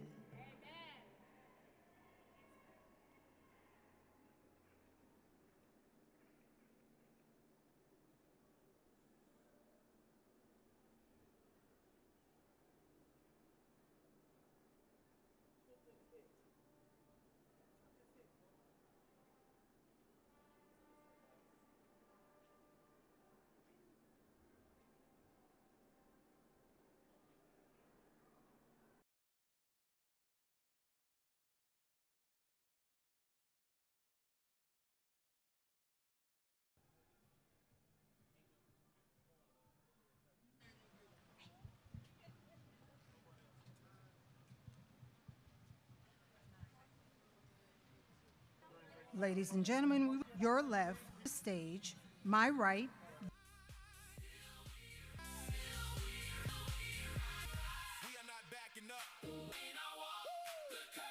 Iterate, we're asking you to drive. Let us march. Your left.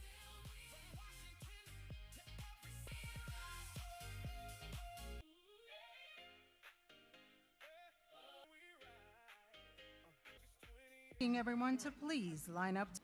Please drive. Let us.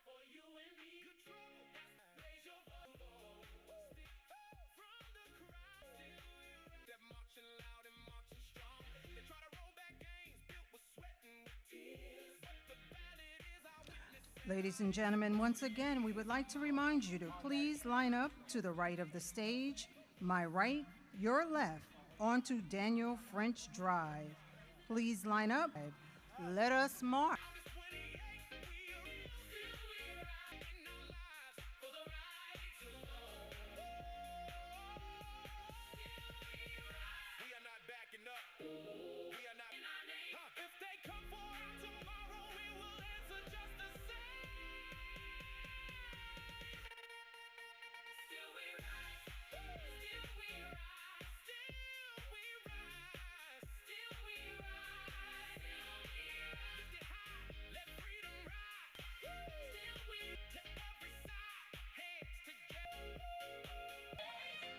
So please line up to the right of the stage.